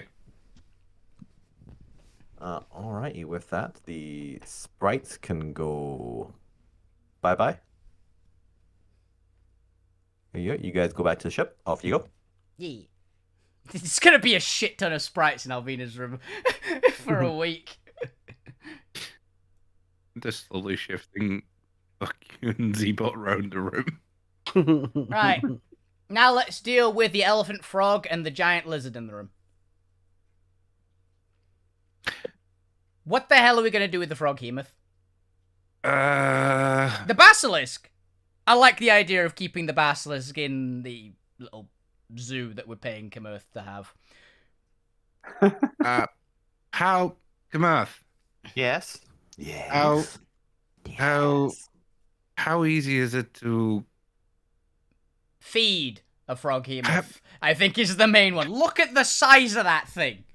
I'm more worried about how easy is it to keep a basilisk that isn't going to be under the control of the Twisted Silver. Oh. I mean, it's a natural predator. I would assume incredibly difficult. See, that is the big rub there. I think we may have to Personally, I think you just let this one go. It's naturally acclimated to rocky terrain. It will do fine in the abandoned caverns. Oh, fair enough then. We're literally gonna just loose a basilisk in the underground of this freaking place. A giant basilisk. I mean, what's the worst that could happen, really? The tram system here getting attacked every time this basilisk. I think we need to take it out. Or the basilisk find a bunch of magma raiders. Just send it down the same corridor as everything else. Not necessarily that, just taking around turns somewhere. First time they bumps into them. To be fair, the settlement's natural psionic field tends to repel predators or monstrosities. Just out of the uncomfortableness the field enforces upon non-humanoids. It'll probably be driven away from any settled areas. Yeah, should be fine then. Yeah, let's just loose it around here. Okay. How are we going to do that without any of us being Here's the thing. a snack? Here's the thing. There's a very simple solution. We take it with us until we're directly beneath the settlement, which is like over there, like 10 minutes away, and then just let it loose and get around a corner so it just buggers off because of the psionic thing playing with its head. It'll just leave. Okay. And we Now that don't just follow it. That just leaves the Throghemoth. What about that? How dangerous is that thing when it's not? It tried to eat Lou. When it was commanded, I'm trying to find out what. You never had a pet frog as a kid, did you? No. I build things. Basically, And if it's pointing anything like a towards normal frog, robot. if it's anything like a normal frog, what they do, if they see anything smaller than it, or even roughly the same size as it, they try to eat it. Okay, so this is that's another. like most giant things will try to eat you. Yeah, frogs Oh, it's another particularly try It's to. 100% an omnivore. Yeah, it's a stomach with feet. So this is another one we release. But where It's do a we shame. release It's a this shame one? there isn't a population of bullywugs nearby. I hear it's their favorite treat. Ah. Where do we release this one? Oh! How far? Do you know if there's any giant swamp lakes or anything under here? Will the oil swamp work? What, the oil swamp? What are you You're on about? going to drop them off with the swamp raiders Yeah. further north. South, but yes. Wait. Do you mean those little small oil lakes in the scrapyard? Yeah, it'll be fine. Mate, those things are tiny. It'll be fine. Like at least go a little bit further north and drop it off in that giant, swamp terrain. Is there actually a giant swamp terrain? We'll just leave it. We'll just kick it out. Yeah, old Black Veins territory. Ah. I'm sure we could do that. I mean, you risk, flying straight into some black dragon wormlings, but I'm sure I'll be fine. You guys seem sturdy. I won't be with you. Alvina's eyes! Alvina's eyes! Everyone knows what they just did. Wait, you guys know about old Black Vein, right? Now we do. Do you have a map here? Yep. literally to the east of Iron Core, south of Mines Expanse, right? This whole swamp area called Black Vein Swamp. Yeah, that's just ruled over by an old dragon tyrant. One moment. Okay. Right, like his children are just constantly fighting the giants over at Iron Core. Oh. Oh. Okay. Oh yeah, real dangerous territory. One of the areas I would not recommend trying to poach things in. Alvina? Alvina just writing that on the map right there, like in that exact spelling. That means you. Keeps a very tentative neutral alliance between the giants and the monstrous city of Mines Expanse. Hey. Real old bugger does not like to be disturbed. Apparently, he used to work for the monarchy before he, decided to go independent. Mm-hmm. And we're not gonna poach anything. We don't poach. Right, yeah, they're just very territorial. Daggers. Yeah, Alvina's looking at her. It's like, we don't poach things. We ask Like literally nicely. from the rumor I heard from from these black market traders I met a couple years back. Apparently there's a secret deal under the table between Mr. Kraken and an old Black Vein, where the Mines Expanse literally just pay out tribute to keep the old bugger away because it's not worth fighting him. Mm-hmm. I wish I could get him on our side, but I think that would be a hell of a fucking task. Maybe eventually. Give me some time to learn the language. I don't even think once you know the language, we're going to convince them because it's you. I can be very persuasive with dragons. Mm. I'd stand Plus, you behind might have Naveen and your just go, own no, no, no, dragon. no, no, no, no, no, no, no, dragon pad, dragon pads. Do not upset a healer, please. I look round my shoulder, and Gwen, I'm assuming, just freezes and looks innocent again. Yep. See, he's fine. God, I can't believe you guys never heard of Old Blackvein. You guys Okay. don't get out a lot. We're from out of town. Way out of town. Which like, I kind of would assume means that you know more. Like, if you were city dwellers, I would explain. You know, especially if you're from the Nest. I hear those freaks don't even believe there's any, like, Noid's genocide going on outside the walls. Talk about delusional. Mm-hmm. We're At least the new pirates know what's up. to We're this. from very out of town. We're learning as we go about every place and culture. We lived a little bit secluded before we Speak for yourself. got it. I just went with, we were very out of town. I don't expand on this. I lived under. It cut you out about halfway through that, which I think was perfect, to be honest. Fuck you just shouted he lived under a rock. Mm-hmm. That was the coma. Which one? The third one. Ah. The one that you got hit by that rock. Never mind. While it had its problems, I gotta admit, the Brotherhood of the Empress really gave you the privilege to travel to so many exotic locations. Like, I've saw Banshee's Grove for the first time. Gotta go touch the the windswept tips of Imix's ribs. Oh yeah, also did a lot of trading down south in the pits. Oh, they've got a thriving slave market down there. Okay. Real sad place, real bloody place. Constant, like, death tournaments going on. But really good kebabs. Note to self, go there, free all the slaves, eat kebabs. Sounds like a good afternoon.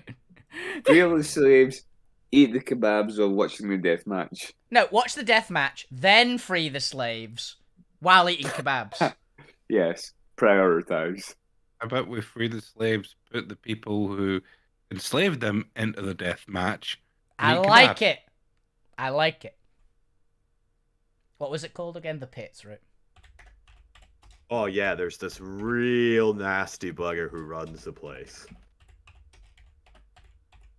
Which would be? God, what the hell was his name again? Greasus. Please be Greasus. Where the hell are my notes on fucking the pits? Mm-mm.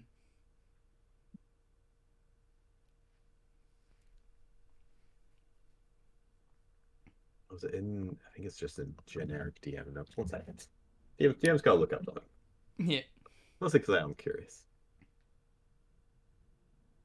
For some reason, my brain is immediately going to Greasus Goldtooth from Warhammer Fantasy, the Over Tyrant, who literally his tagline is "He's too rich to walk anymore." Oh, yep, found it. It's Big Choppers. Big choppers. Oh yeah, nasty bloke by the name of Big Choppers runs the whole thing.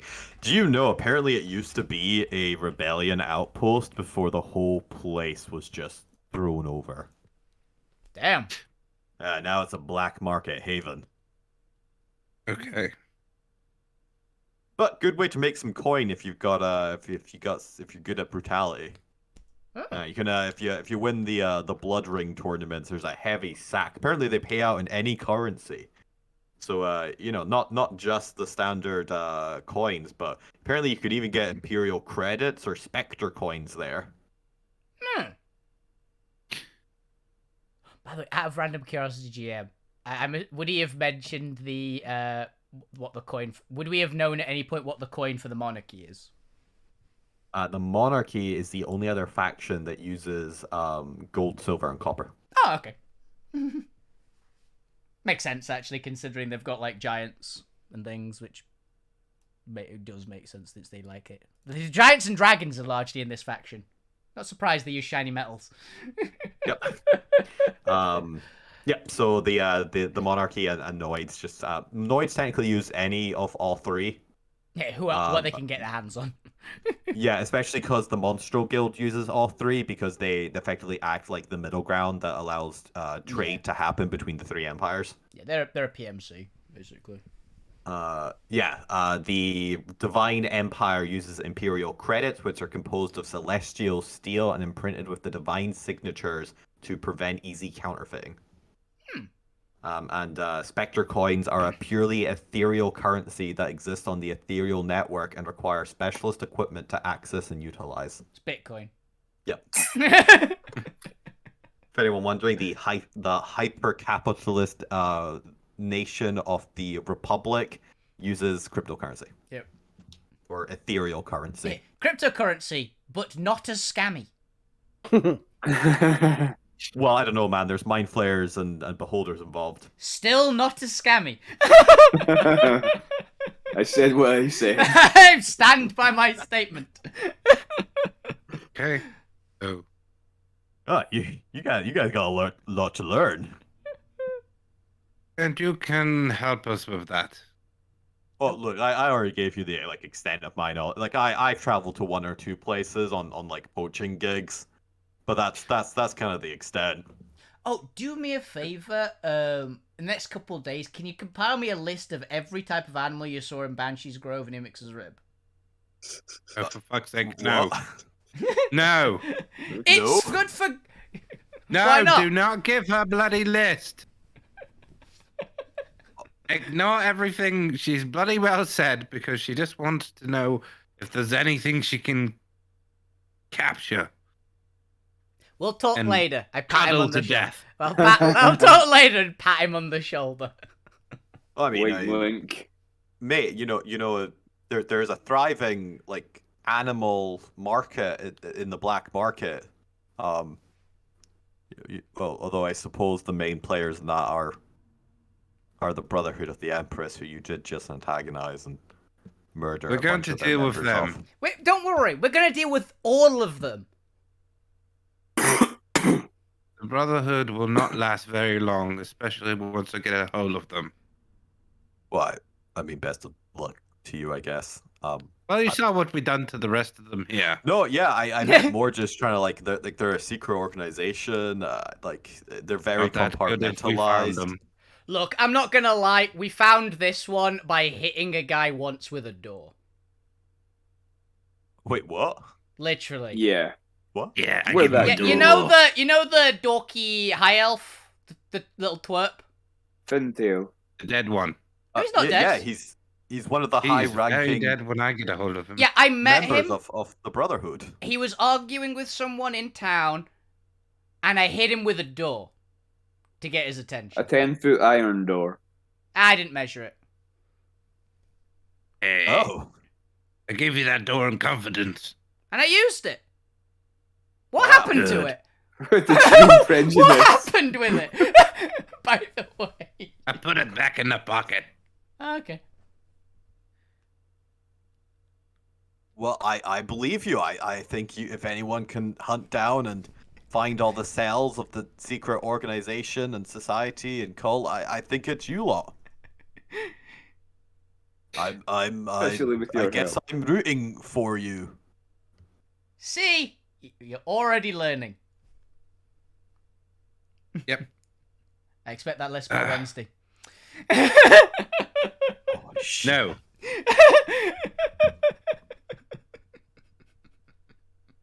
Soon as Zormir turns his back, I go. I literally like miming. Write down list or neck break. So as you finish threatening Camurf, Murph gets a and- message in his head. You And didn't give her see a that. bloody list You out don't to see you. that. and No, but free that's what he's doing. The creatures. We're both giving threats here. Or at least free the Basilisk. Basilisk off. There he goes. I'll away with him. What are you doing with this frog Emoth? Are you gonna take it with you and release it somewhere, or what's the plan here with this guy? I don't know. How far away is the swamp again? It's Let's see. It took you like a week to get down from salvage all the way to like Deepswell, so probably about a week's travel. Let's give it a fight with the blast. Let's see which one wins. actually, is that water? No, Where? that's a giant hole in the continent that goes into the void. We can throw it in there. I was about to say we could send it that way. Or at that point, just I mean, it's let him technically not take his killing him. chances trying to find like a watery cavern. or That's what I something. was thinking. Just leave it to just wander the caverns and hope it finds some water. I don't really want. But Alvina apparently not a fan of amphibians. Bring it outside to the No, it's just leave colony it. It'll and be let fine. it go. Apparently, they taste like chicken. I know they do. Right, so as the party recklessly abandoned several monstrosities in the caverns underneath. Hey, we freed them. We did. We freed them and let them do what they wanted to, which is apparently just wander aimlessly in caverns. Note to self: I'm gonna add these guys as like boss encounters as you like explore this place randomly in the game. Hey, this is what happens when Alvina isn't allowed to keep pets. A basilisk, a froghemoth. To be honest, Alvina wouldn't have minded a basilisk, but wasn't like super into it. Didn't want a froghemoth. Naga would have been nice, but it's a friend. So, it's a Friend, person. not food. It is person. And we've already got the Alba.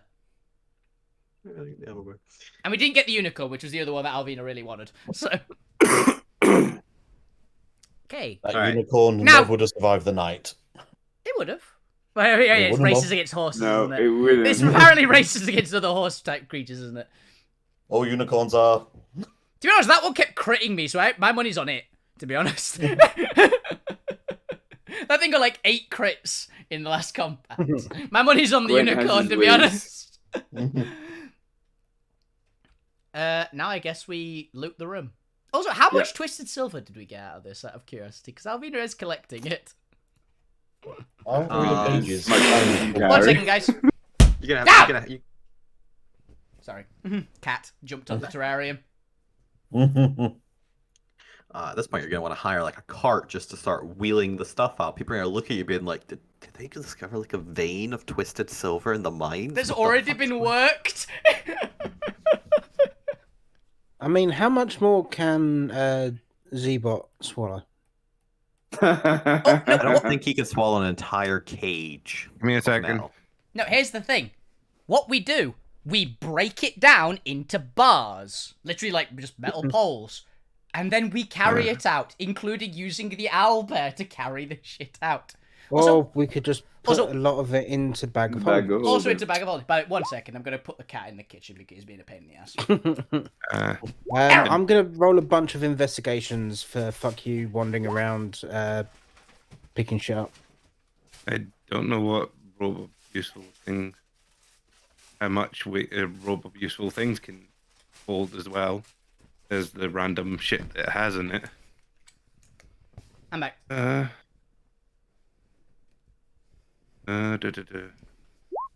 Well, I mean, either way, this- I calculate it at 14 units of twisted silver. Dankeschön. It was at the door. So Ooh. sorry. Ooh. I'm just gonna cast. What was it? Fox's cunning on fuck you. So you've got advantage and everything. All right. That's a good bet. I'm assuming this is to find loot and shit. Yeah, he's just wandering around looking for shit.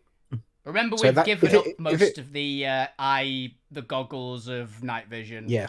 Because we gave Oh, those to the it's- swamp raiders to just fuck off with them. So if it's advantage, then that would be a 19 from the 19 and 8, 13 from the 2 13s, a 20 from the 20 and 12.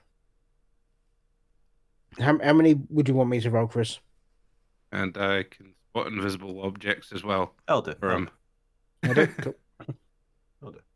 And D-bot helping will see any invisible things. Mm-hmm. Interesting. How does this work? These are like a lot of rolls. Technically, it's 3 rolls because it had advantage. Yeah. It's a 19, a 13, and a 20. Yeah. All right. So let's have a look. That'll do. Yeah, your tier 3 rolls. What was it? 19? Did you say 19, 13, 19, 20. 13, 20. 13? It was 2 13s for that advantage. 3 to 20. So I'll put 20 as 4. Cool. This will make sense in a second. It just works on the east table. Yep. Okay, so let's go in order here. So you get a bunch of miscellaneous stuff, which I'll cover in a second because it's not particularly interesting. Let's go with the more interesting stuff first.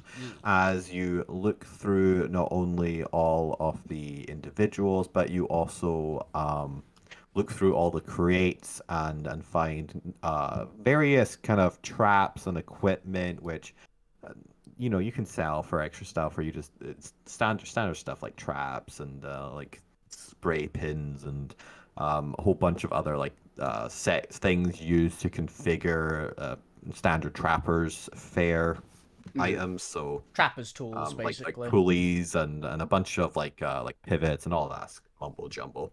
Would it basically consider trappers tools for all intents and purposes? Yeah. Cool. So you find probably about 20 sets of trappers equipment. Cool. Or trappers tools. Alvina takes. But while you're looking find, you also find a small chest that looks to have been buried in one of the box in a secret compartment underneath the box. And this this crate was slightly more almost like well designed. This was one of the larger, more structurally sound crates that had larger and more polished kind of clips on either side and hinges to it, rather than just your kind of wooden nailed in crate. This one actually had a kind of exoskeleton around the wooden box. Okay. So reinforced. That's sort of Reinforced, okay, yeah. This So was to an say actual reinforced either crate. reinforced or ornate or something along those lines. Yeah. But you find a small locked chest at the bottom of it in one of the hidden compartments, and it appears to be actually locked with a key. How would you like to interact with this chest? Check if it traps first. Check if it traps first. Yeah, fuck you. Look it over just to see if there's any like hidden latches for traps or anything like that. This one I will require a new perception check for this one. Perception. Because Okay. you're just looking it over for now. Does Fox kind of give me advantage on perception as well? Intelligence checks. Intelligence checks. Okay, so no. Do you have an eyes of minute looking seeing? over it? I You think both it's spoke not at bad. the same time, then I have no idea what you just said. Do you have an eyes of minute seeing? Because that gives you advantage, doesn't it? No. I know someone in the And- party has one, but I don't know who. My character asked if you'd like me to look over, because I've got advantage on perception checks. That's fine. 18 should be fine. 18's good. Depends what's in this. Yeah. No, I think that beats her DC. That's fine. 18 succeeded. As you're looking it over, you notice a glint along the what do you call that gap in between the lid and the rest of the box? Across, I'm just gonna call it The rim. Be the seam. Yeah. Oh, the seam. Oh, the seam is. You see a glint of silver along the seam, not continuous, suggesting to your keen eyes that this trap is booby trapped. This trap is trapped. Sorry, Yeah. this box is trapped. It's a bad trap. It's a trap so nefarious that fair, it's been trapped. The trap might be trapped as well. Exactly. You are 99% sure that if you fuck up on a lockpick check, you will end up getting something triggered. Probably blade trap. Alright, so fuck you's got thieves' tools. I can't remember if he's proficient in them though. Probably. Oh wait, no, that would be proficient in them because it's under his tools. Yeah, I was about to say, if it's in your tool section, then yes, you are. But do I actually have thieves' tools? So that's the question. I think you do. Someone in the party has them, certainly. I can make my tool of many things into. Oh yeah, we have a multi-tool, if nothing else, which is a +1 set of thieves' tools. Yeah. Zormir, Yes. What? can I borrow your multi-tool thing? Okay. Don't Can you break make it. it into like a... Well, can you... I think you need What to do make you it need into it? the tool. Lock-picking stuff and trap disabling stuff. Something like thieves' tools. All right. I turn my lock picking set for him. Cool. And then that's be a sleight of hand check, wouldn't it? It's a thieves' tools check, isn't it? Yeah, it's you actually can't make a tools check, so it is a dexterity-based thieves' tools check. So if you are proficient with thieves' tools, you add your proficiency to the dexterity check. If we're going by Xanafer's rules, there are technically bonuses of do you have proficiency with sleight of hand? Don't have proficiency in sleight of hand, but I would have proficiency in thieves' tools.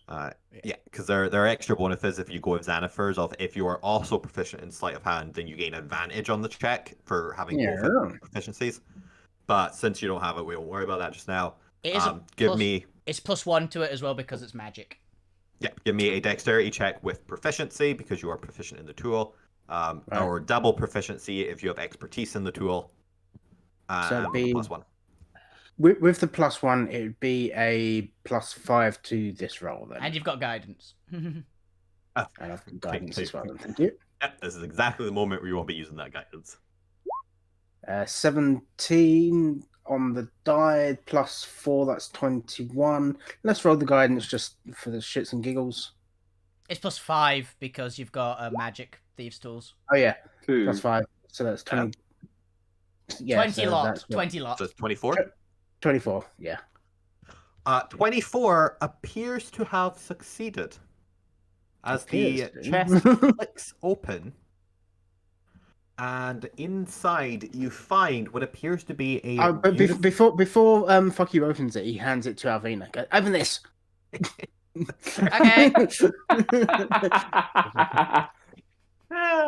Alvina, as you open the it's like a chest width sized box with ornate decorations on the little chest.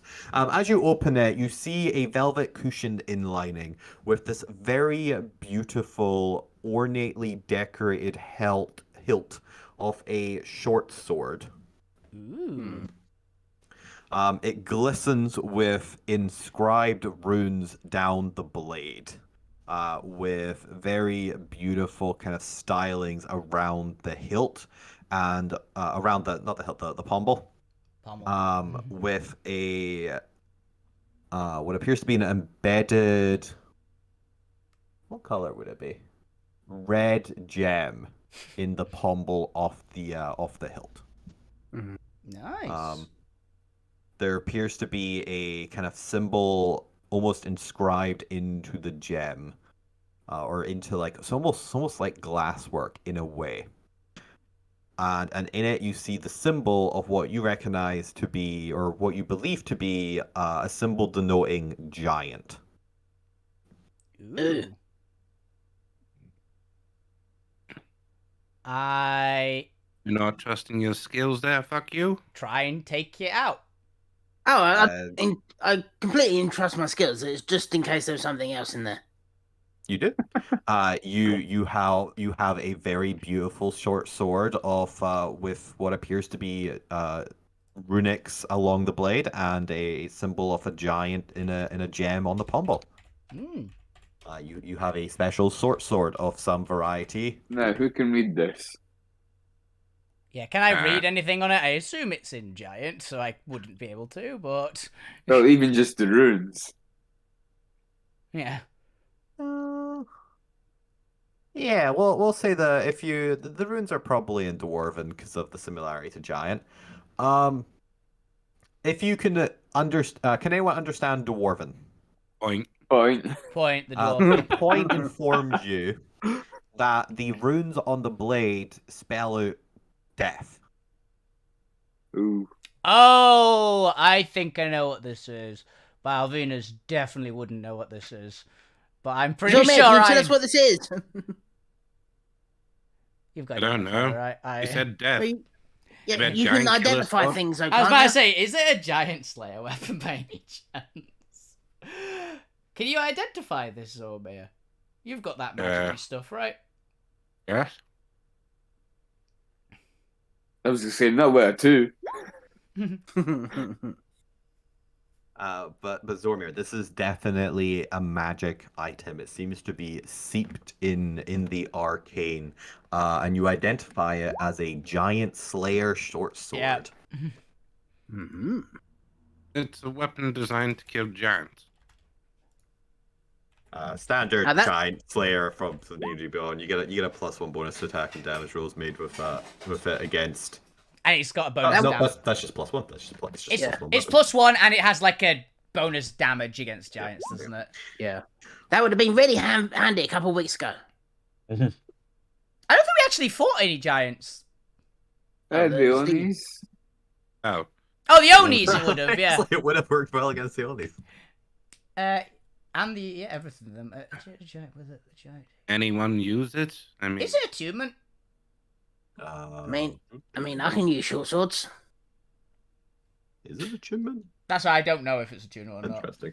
It might not be. but But actually, yeah, honestly, it's a good Giant bet. Slayer, I believe it is. It's a good bet for you, though. Yeah.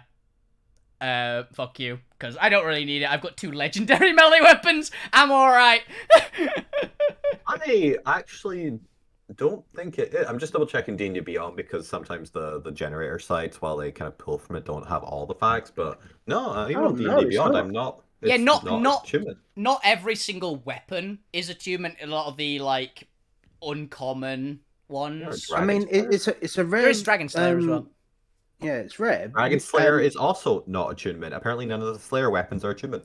It's ones that you can find in like lairs a lot of the time. It's like pick it up and use it on the thing that's right there. It's because they're very specific in their function. I mean, if it was, I understand that if it was just like a regular +1, but because it's got the extra thing for the giant. A lot. For you to thought. A lot of them, remember, are also, like, I believe there is just Slayer weapons in general, which a lot of them are supposed to be just, it's made of a material that they are weak to. Which, it makes sense, it's not. But there you go. So, yeah, you can throw it around the party for if you're fighting things. Fuck you, I think it's the best for you, honestly, because you use it, and you've only got a normal rapier, right? No, it's a +1 rapier. Oh. Actually, you can... if we come across anything... If you come across a second light weapon. Yeah, I mean, I've got a dagger. You can dual wield it. Yeah. Well, either way, the party has a giant slayer in the inventory. You can keep it on your ship for now. I mean, if you guys are fine with it, yeah, I think it's good for you. I don't think anyone else is going to use it as well. Yeah, I'm trying to build a rapport. I expect you to maybe stab a giant or 2.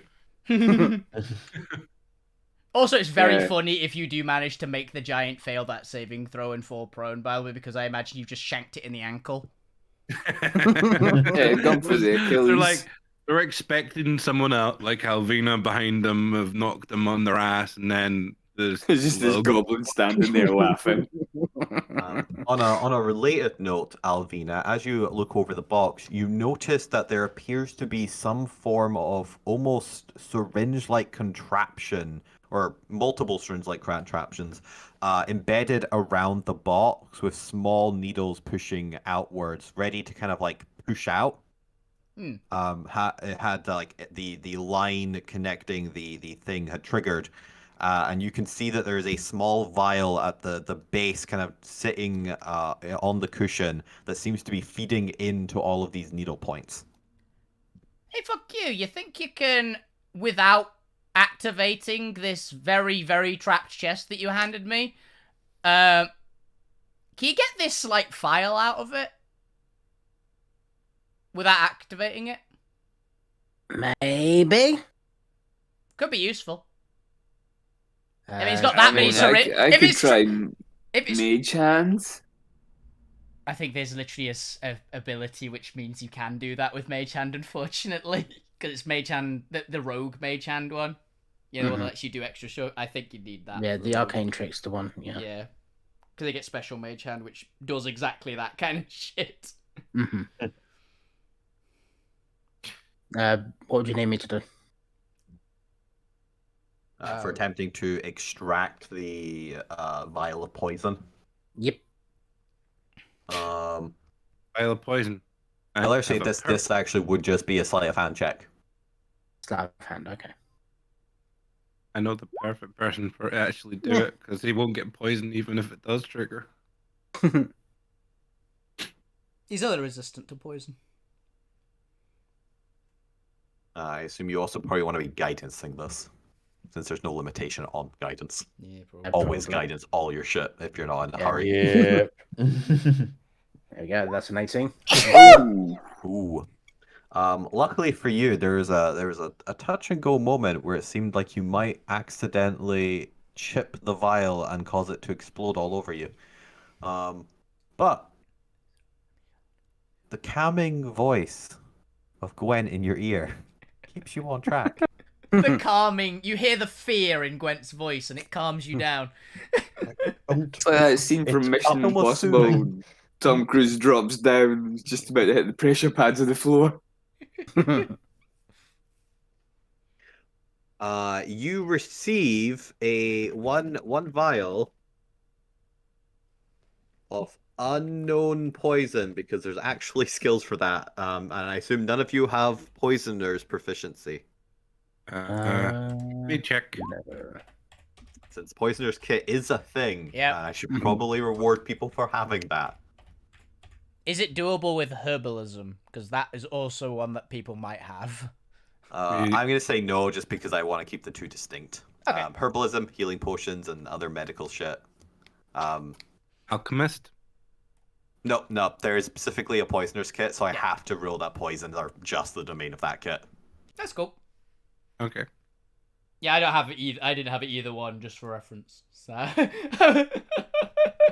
Alchemies allow you to make fire shit and Molotov cocktails. Herbalism allows you to at least try and find plants for certain properties. Poisoner's kit allows you to identify poisons and what antidotes you might need for said poison.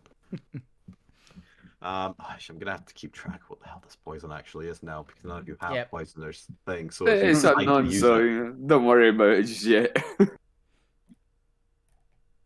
No, but if I don't keep a note of what poison specifically this is in my notes, we might find more poisons later. It's like vial of unknown poison, second vial of unknown poison, third vial of also. Let me just give a nickname to this thing. Box poison, cult poison, unknown cult poison is what I'm putting it down with in my notes. I'm gonna go with Empress poison because it's really specific to the. Yeah. Yeah, we're preparing a second cult and also steal poison from the them. Empress. Yeah. Cool. There you go. So one vial of unknown Empress poison.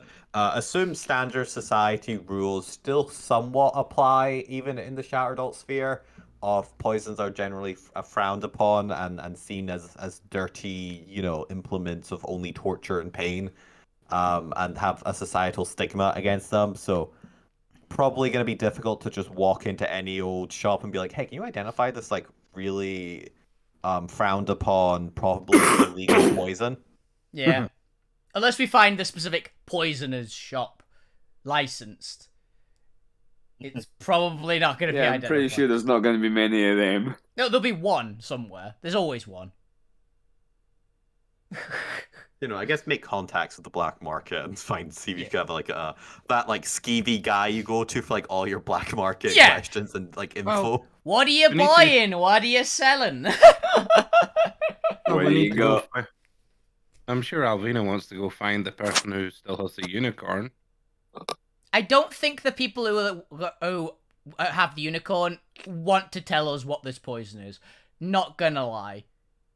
You gotta go find a black market like information broker. Yeah. Unless you're intending me to use this poison on them, and we'll see what the effects are and gauge. Oh, it's that kind of creature's venom. More than one. It's like we just hit the guy with it, and he starts petrifying. It's probably basilisk or cockatrice venom.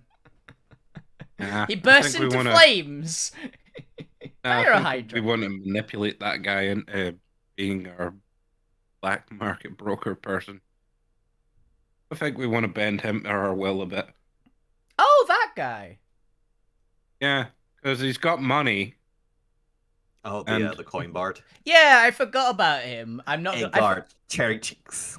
Yeah, I forgot he left on the unicorn. Actually, I thought the others went on the unicorn and he did something else. Nope. But yeah, he did. For stream purposes, Kimmer has no idea what this poison is. He's never seen this dagger before. He can only assume that it must have belonged to Fonda. Fonda has a fonda for poisons. Fonda has a fondness for poisons. Try saying that 5 times fast. We'll just return it to her at some point. With in interest? A nice way. With interest. Yeah. Yeah, drink this.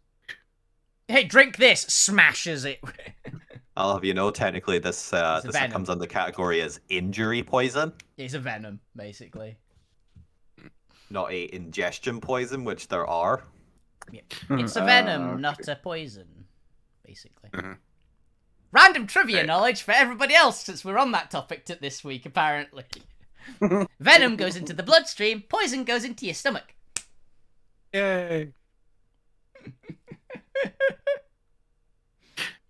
This has been your murder fact for the day. What else have we found, or is there anything? So that was the traps, the chest, and there's one more I think you did. Yeah. Or was the traps the second one? Was the traps any of them? Or was it just the thing we found? No, the trap was just a follow-on from the finding the actual treasure. Yeah. The last one is rolls on the salvage table. Yay. From stuff that they've found relating to the people they've captured, which I believe was 4. So you get 4 rolls on the salvage table. They do only have a limited selection of what they found based on that, so it is only a limited D8 table. So let's see. Fukyu managed to get a lot of the like actual skill checks there, so everyone else but Fukyu, roll me a D8. Okay. Fukyu's had their time in the spotlight. Move over. You've also got an item out of this already, so 5, 6, 1, 5. Could have 2 if you want to keep a very deadly poison on you. Yeah. We'll find out how it's used when Fukyu stabs someone with it. Ooh, interesting. Okay, let's do lowest to highest because lowest is always funny. What did they find? Did they find a dead rat or something? Okay. You also rolled the wrong dice. Yeah, as you're dice. going through the treasure hoard that I just assume Fukyu and Z has like dumped in the middle and be like, this is everything we found. He rolled the wrong die. It's still the lowest though. Yeah. Still the lowest. It's a 4, not a 1. What's 4? Is it funny? If it's not funny, since no one else rolled a 4, you can give him a 1 anyway. I might give you a 1 as a bonus just because I think it's funny. Yeah. Okay, so we'll go 4 first, and then I'm going to go 1 because you're getting 1 regardless now. Yay! Guess what? You're getting extra free loot. Congratulations. Hell yes. So, as you open up this crate, I don't know why Fukyu and Z have just dragged all of the crates over. Because Alvina's the one who's the brute force and the crowbar. You know what? No, I like it being in a sack. So they've just like dumped a small, almost like sack, almost like one of those stereotypical size sacks for like where it's filled with gold. It's a potato sack. But this one, slightly smaller than that, because it like holds with one hand. But as you open it, you find a black and or a cluster, I don't know, several black and red rocks with yellow centers, and you smell the smell of smoke and fire. This appears to be a sack filled with brimstone.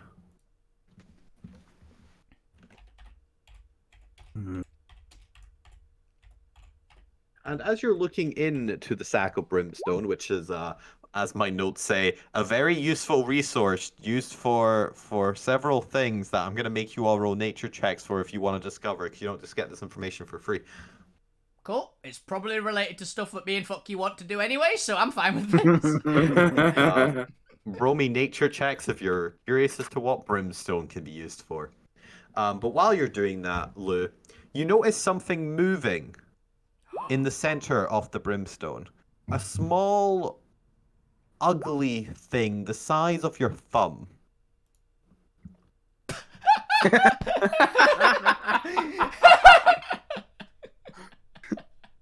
Sorry, I'll tell you what it does. Alvina thinks it's food. Alvina's apparently just never heard of brimstone before. Lou's But you see a small, curled up, ugly creature. Almost like a very fleshy looking larva. And as the creature uncurls, you know, it seems to have dug its way out of one of the brimstones. It looks up at you, Lou. And as it opens its eyes for the first time in the little larva's life, it imprints on the first creature it sees. Lou's also got a pet now. It's a baby purple worm. Suddenly, you hear the sound of ominous bells chiming in your ears, and a distorting shake in the world, as suddenly you get the feeling of ill fate. You know the name of this creature as it echoes at the back of your head. This is a doom larva. And you get the impression that this larva is the harbinger of ill fate and curses upon its chosen target. And you shiver. As only bad things await you. Not gonna lie, Lou, you've got a shitty pet. But yes, there you go. The feeling eventually passes. What a strange creature you've discovered. You could do whatever you want with this creature. Ignore it. Keep it.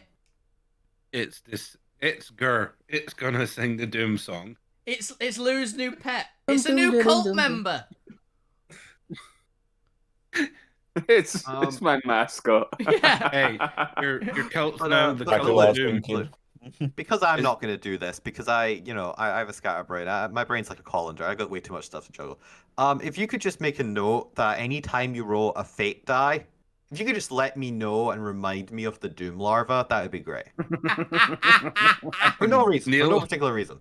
Neil, you need to put that front page of your notes so you Front know thing, yourself. Because I know you're going to forget it as well. Look, I'm writing it down now. Put it on your name tag or something. Blue. Doomed. Lou is doomed. The Chaos Man has got even more chaos to his. Hell yeah. The person who's all about rolling dice to see what random effects happens now has something that's called Doom on him. This is always good. What All could because possibly you go discovered the Doom wrong? larva.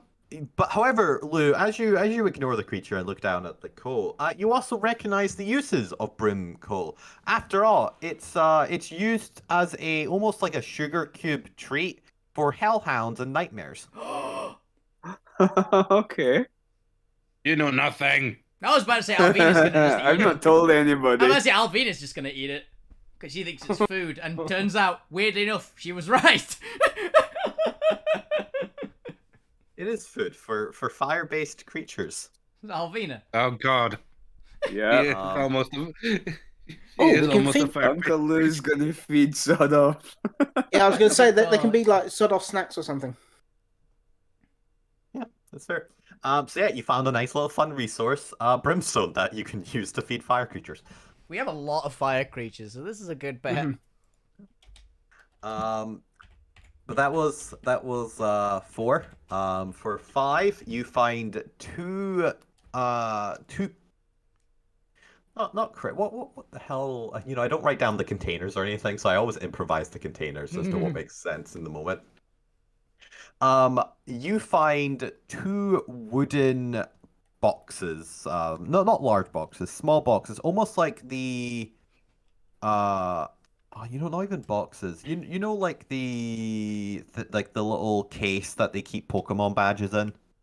Oh, yes, I do. I know the exact. It's a case. Actually, it's a case. Yeah, it's a case. That's the word I'm looking. So you find 2 cases of what appears to be almost a marble-like substance on the actual case, and as you open it, it too has a velvet lining. And on the in the case, or in both cases, you find small green pearl-like scales, kind of sitting there. Let's say 3. There's actually, both of you roll me a d4. Let's find out. Let's see how many scales are actually in each one. Oh, I'll take that. Yep, same. Not you, Lou. 2 you. cases, Sorry, I thought you were meaning me. So. each with 3 times. So, in each of your cases, there are each 3 of these small green pearl-like scales that you have no idea what they do, because these require checks. They don't look But, like dragon scales, I'm assuming, right? They do not. They look more serpentine than that. So both of you give me a nature check. Let's hope I get better than a 0. Can you get much worse? Yeah, I could get a -1. Alvina, you recognize these scales as coatl scales. Hell yes! I have no idea what coatl does in this, but I know what coatl is. So there you go. You each have effectively as a total of 6 coatl scales. What do these coatl Is that scales? like a cross between a koala and a rattlesnake? No, it's a cross between a rattlesnake and a bird of paradise, is a rough description. Yes, it's a winged Bird of serpent. Paradise, okay. the flower? No, it's the Is bird. it the serpent that represents health? It's the feathered serpent. All right. Although coatls are the in Alterra are the symbol of Medici, whose staff is that of a kind of winged staff. Coatls are said to be messengers of healing. Yeah. Coatl scales. Cool. Yeah. What they do, you have no idea, because that's the point of the salvage table. Yep. You gotta figure it out. I know they are coatl scales. What that means, I have no idea. Like, I know what they are, but I know what they're from. They do. I know what they're from. I don't know if they do anything. They might just be pretty. But they're definitely They pretty. might also be taking off some of the. They also could just be a snakes. trophy. They could generally just be a trophy. They could have took them off the snakes that we. That was a naga, not a coatl. No, but I meaning they might have caught quattles as well. We don't know what they've all caught and killed or sold off over the time they've been here. Cool. But while you do that, who is Zormir? This is actually kind of appropriate. Yeah. Zormir, as you are drawn to a small metal box that seems to have been housed in one of the larger wooden crates. They're with little like peanut foam padding all around it. And as you open, actually, I'm gonna make it that easy. The metal box doesn't seem to have a lid. It appears to just be regular polished steel metal, but the box itself appears to have been welded shut. But it's Congratulations, entirely, you found the metal box. as you lift it up, it appears to be solid. You found a companion cube. Yeah, I found some metal that maybe I can use. It's Oh, called is this going to be it's called a better box. version of the clay cubes? It genuinely might be, actually. That would be quite interesting. Does anyone have a water skin? I do. Why are we pouring water on the cube? Do you remember what happened when we poured water Because on the clay Fuggy's cubes? not pissing on it again. No, but if we're going to do that, and it is one of those, we're just wasting it and leaving it here. How about we keep that until it's actually... Might be useful, and we're also in a safe Yes. situation. We could Yes. it could brick up the exit with it. And also, I can maybe try spells to see if I can figure it out as well, you know. Mind if I tap on the side of it? Feel free. Donk, donk, donk, donk, donk. Does it sound hollow? Nope, it's entirely solid. Or it sounds solid. Weird. Oh, Part of our engine block. my last first Identify. level.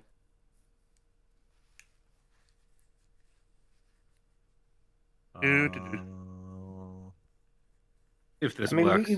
you could have taken time and just sat there and ritual casted You them. better say you can just ritual cast this. We've got time. This is more Zormir getting impatient and thinking we should start to leave soon rather than sit here for 10 minutes. The box itself isn't part of the salvage, it's just a container. But it is designed to almost be a safe. But it wouldn't be elemental. Yeah, it would have to be arcane. I'm going to say the box itself is arcane. Does it look like the safes the point had? I mean, it's a metal Box. tube. It is. Very Yeah, nondescript. but isn't like exactly the same? No, the other one's styled like a safe. And it's also made by the point, so I guarantee it doesn't look like any safe that any other human or creature would have ever designed.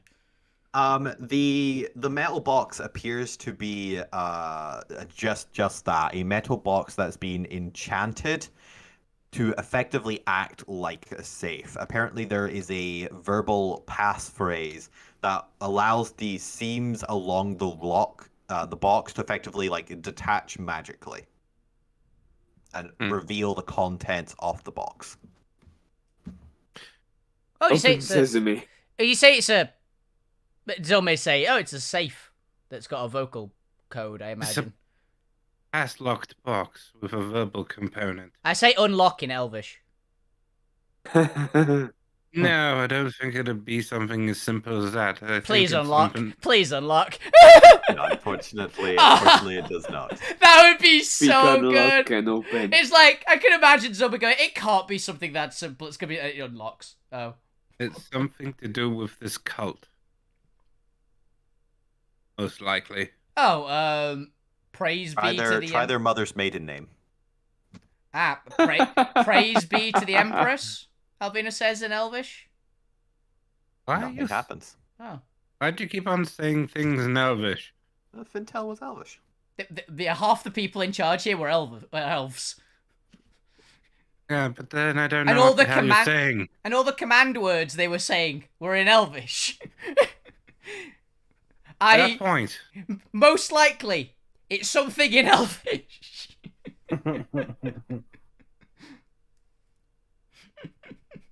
Or that's what they want you to Love think. the concept that I think Alvin is the only person here that speaks Elvish as well. She's just spouting random words. I don't know if the point speaks Elvish. I don't think he does. I think he speaks Dwarven and Celestial, right? Yep. What boon did you take again, Zormir? Did you take the language one, or did you take something else? I took the thing that would give us a boon when we actually go to their city. Yeah, The audience with... I've come to bargain with the giant snake. And will give me knowledge on their culture once I arrive there. Yeah. This is probably in Elvish. Do you want to just leave it in me and I can try stuff when we get back to the ship? See if I can open it. You also know it is arcanely locked. Let me try some things with my knowledge of the arcane first. Cool. Maybe I can rewrite the passwords. Not bad shout. Ow. Just let me have a look at some of the inscriptions or any markings on the box. Or even just the residue of magic on this box. If only there was some sort of spell that could be used to unlock magically locked things. Yeah, I don't know if anyone has knock. No. I do, actually. Just Lou has knock. Just knock it, Lou. You have it prepared? Just walk over and go clunk. He's a sorcerer. He always has everything prepared. I don't need to prepare it. Yeah, he's a sorcerer. Cast it. You have spell slots. Yeah, sorcerers don't prepare spells. They have spells. You have the spell slot to do it. Spell slots. I've just gotta find it. It's level 1. Okay. To be fair, you don't even technically need to find it. You just need to tell me you're casting it. The DM just uses encyclopedic knowledge. Cast knock. Yep. Yeah. So that's all you have to do. Oh, and it's a level spell as well. And yeah. Oh, Let your DM do the heavy lifting. It's a leveled spell. DM, do you want to fuck with us? All right, everyone. All right. I hear you all calling, Turn Lou into a plant. Make Turn the sorcerer suffer. Turn Lou into a plant. Turn Lou into a plant. He has to roll a 1 on a d20, so I guess Lou, roll me a d20. You're casting a leveled spell. Don't roll a 1. Roll a 1. So I have to go look up the miles table. Oh! 3. So close. Oof. But it wasn't a 1, and there's only a 1 in 20 chance. So, however, the knock does work, because, this was mostly just to prevent regular people gaining access to it, not people with knock. Oh. Thank you, Lou. You're welcome. As your spell takes effect, you can see the seams along the metal ridges of the box almost knit themselves as the crate pops open in that weird animated way that digital boxes pop open. All the sides just falling. Congratulations, you opened the loot box. And inside, Zormir, let's start with everyone else. Everyone else sees this almost gleaming gold steel bars inside. Shiny. But Zormir, you recognize these as the highly rare and precious radiant steel. Ooh. Okay. As you gain 6 units of radiant steel from inside the box. Damn.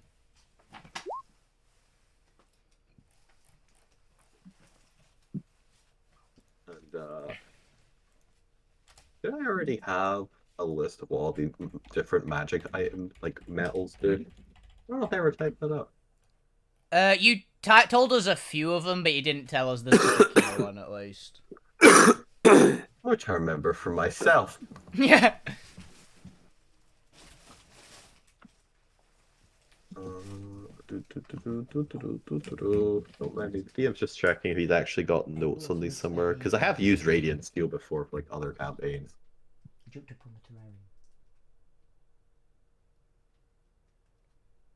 And it has natural properties in terms of being immune to radiant damage, and it wards off fiends and other creatures, and can be used for a variety of other projects. It's one of the effectively planar metals, similar to Twisted Silver, where it has unique properties. It's the paladin-y metal, basically.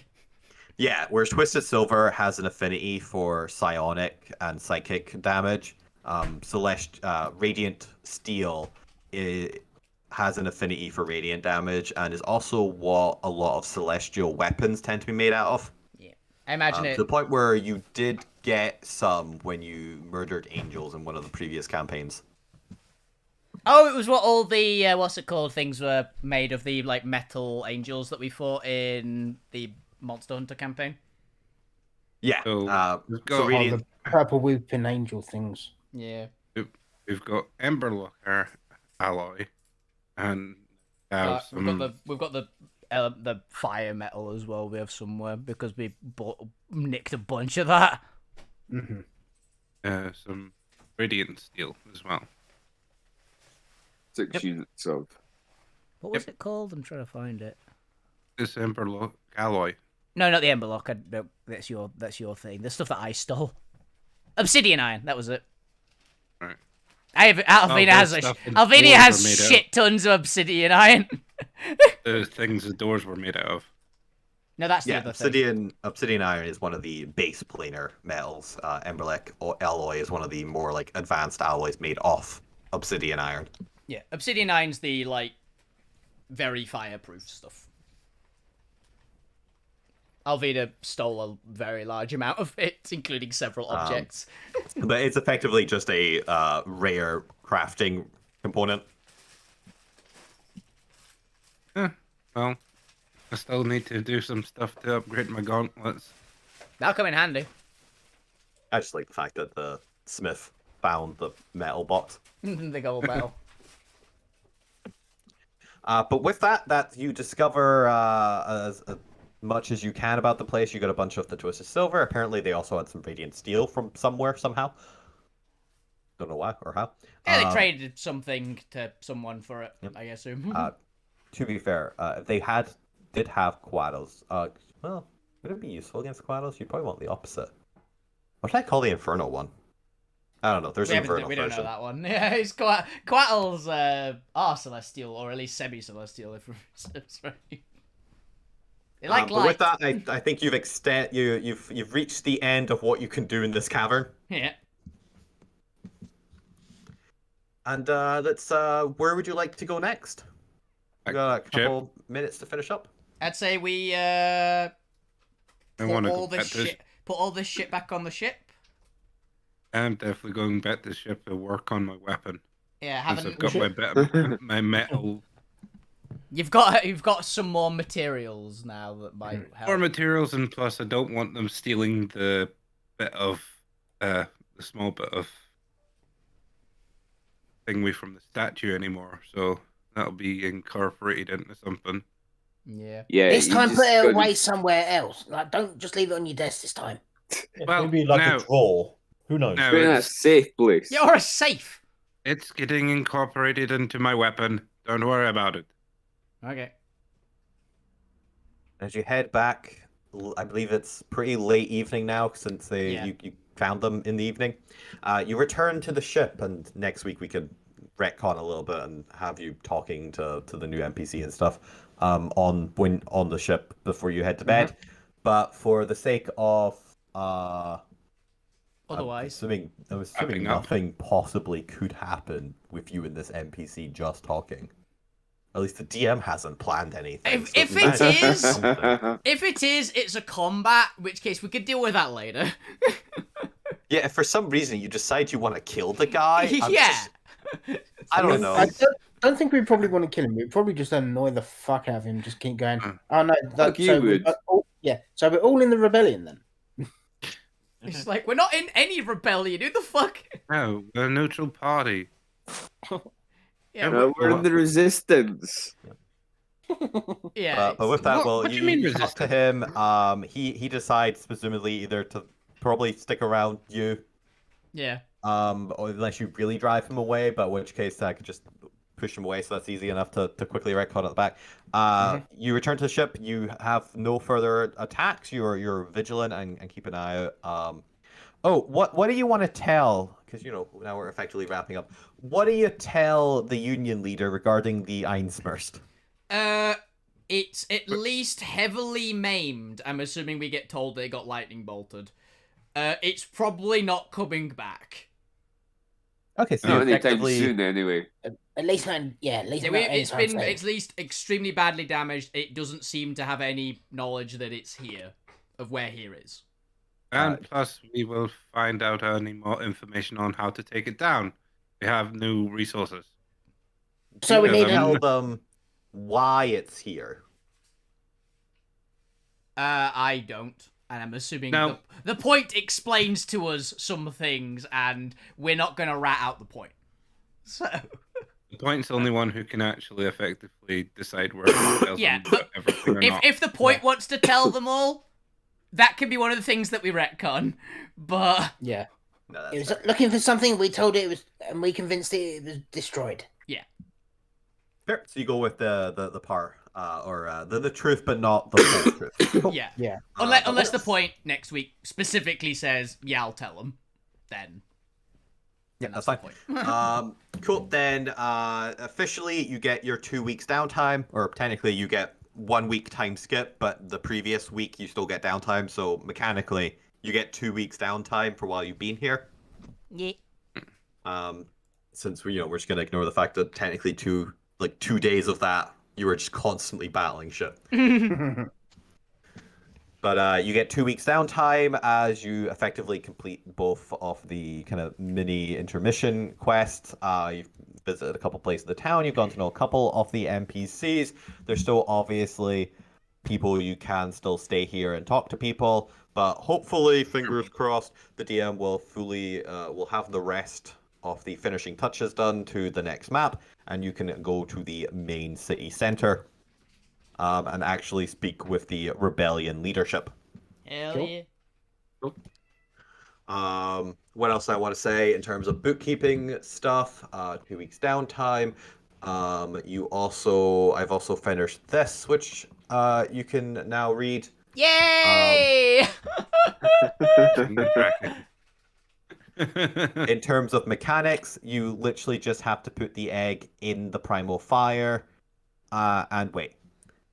Sweet, that's already happened. Cook for So, this long. not gonna lie, that is already what Alvina's particular dragon egg at least has been in. So, It apparently can take up to a month for the egg to hatch, depending on what its progress bar was at before it ended up getting into its weird, Stasis. what's Stasis? the term I used? Petrified. Incubation. No, fossilized. Oh, Petrified. petrified stasis. Stasis. Stasis. Stasis, Yeah. yeah. Oh, petrified suspension is the word. I used. Suspension, that was it. There we go. I've also Um, just realized something kind of terrifying. what? That baby red dragon's gonna wake up in a week. It might be 2 weeks. That's what I mean. A week from the end of the time skip because it's been in there since we actually left Ironcore. That's fair. And it took a week to get. from That's Ironcore to assuming it's on Bastion. maximum time. It's waking up in a week. Aww. Gonna have one dragon whelp. Well, I hope you fireproof that damn fucking room. Of course it is. It's Alvina's room. Of course it's fireproof. Alvina lives in it. No, I mean the cargo. I mean, you think the egg is in the cargo hold? I don't know where you're keeping it. My room. Also, look, we did fire line the cargo. That's why it's all red now. Okay. Because we used the material you got for the fire resistant blankets. Yep. Which, for those wondering, that's why this room is all covered in like red fabric now. Mm-hmm. Yeah. Because they've effectively lined it with the fire resistant material. Also all blurry for me still. Which reminds me, we need to find lava. Maybe they'll have it in the main city. I don't think they have lava in the main city, mate. Alvina's been asking around, remember, at the docks, because I need lava. You think it's built in the volcano? I mean, if we ask, They're Ford probably not might built have in a some. volcano. The Crown Mountains aren't a volcano. There's a mountain range. Now, Ironcore Alvina is of the opinion at the moment that the alchemists will have lava. That just leads to reason. Why wouldn't they have lava? They're alchemists. They have every other kind of liquid. They have every other Because kind it's of... hot and difficult to keep. Oh, and this is the thing. Yeah. Me knows it's a stupid idea. Alvina is going, Oh, well, yeah. clearly the alchemists will have it. That's why I couldn't find it down here. There's no alchemists down here. I mean, Ford might have some. Bot's also an alchemist. Alvina doesn't know that. We could ask Pilot Ford 45 thing. 45. Yeah. Yeah. Is it? I've been calling him Ford. Isn't that somewhere else? You Pilot. currently He was have the pilot of the no Emperor's ship. Yeah, you currently have no idea where the Firestar currently is since you handed it over. Yeah. That's something you'll need to ask. You have also been here. I don't know if I told you about the rebellion factions yet. You told us there is the secret police. You said there is a particular like sect of like the researchy people, which is what the professor was, and there was the rail people. That's the ones I can remember at least. So during your 2 weeks, you effectively learn a list because you go around asking, and these are just like the known power players in the world or in the rebellion. And you learn that there are, for all intents and purposes, 5 factions within the rebellion. Which I'll put this in a little dossier for next week because it's actually one of the things that I've forgotten that is still on my to-do list is actually put the document on the 5 factions. But I was waiting until I got to the main city where the 5 factions would actually come more into play politically. But this is going to preface, and I'll repeat all this next week because we'll be exploring the 5 factions more. And then you can tell them all to fuck off. You're going to go explore the rest of the world and don't care about the rebellion. We don't care about your politics. Give us shit and we'll help you out as well. Yep. So you know that the kind of main branch or almost like administrative wing of the rebellion are known as the Dark Feathers. And all of these have parallels with the 5 main factions from like Forgotten Realms and like standard D&D because they are supposed to be modeled and based on the standard faction system. So for the players who are familiar with standard D&D factions, there are equivalents in every Alterra realm.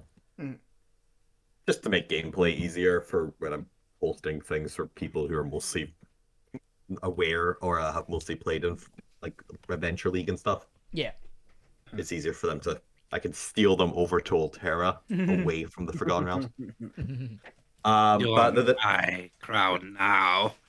Don't play Forgotten Realms. Play Alterra. We have all of that, and we can homebrew anything you want. And we have anime bullshit. And we have anime bullshit. And I'll give you like a legendary weapon straight off. 2 legendary weapons straight up. Yeah. What more can you ask for? Yeah. But the Dark Feathers are, for all intents and purposes, the equivalent of the Harpers. They are the faction that the Professor was a part of. They go about doing effectively espionage things around the realm, and are the main agents who work under the Dark Phoenix themselves. They're the ones who are they're the ones who are dissecting Fade as we speak. Yep. Each faction has a rank, and you can join a faction and gain like faction points and all of that standard play because they just literally use the Forgotten Realm stuff.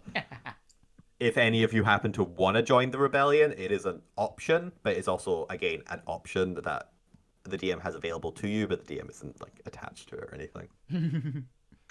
Mostly because it means I don't actually have to keep track of points or come up with like faction quests, which can always be a little bit of a pain. But I'll do it just for you guys. If any of you really want to view your character as a rebellion member, no, definitely not. Point, mate. Yeah, no, Definitely Gwen. It's like 99% most of the time. It's mostly only ever James. You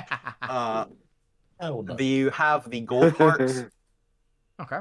The Gold Hearts appear to be the closest simile to a rebellion army that they have, and is the equivalent of the Order of the Gauntlet. I was about to say the Gauntlet, aren't they? That's the one I remember. That's the only one I remember from Forgotten Realms. Actually, is the Order of the Gauntlet. But they also tend to only ever be an external army. You have heard a lot of mention of them because they tend to depart from the docks, and they tend to go out in like legions and actually fight small skirmishes and wars elsewhere throughout the cosmos, and tend to be the ones that have the furthest reach. At least as far as this segment of the rebellion actually reaches. One or two people who Alvina beat up said, "I'm an officer in the go." Didn't they? Like the drunk guy who's basically like retired and picked a fight with Alvina earlier. Oh yeah. Quite possibly, they are Yeah. highly idolized and are seen as, they tend to be composed of paladins and people fighting the evils of the empires across the world. Yeah. And therefore they just get a lot of idealization. The secretive whispered faction that you hear a lot about is the Ink Hearts. They appear to be the dark reflection of the Gold Hearts and are the equivalent of the Zentran. Who's echoing? Yeah. That's me. I agree, Chris. Just mute.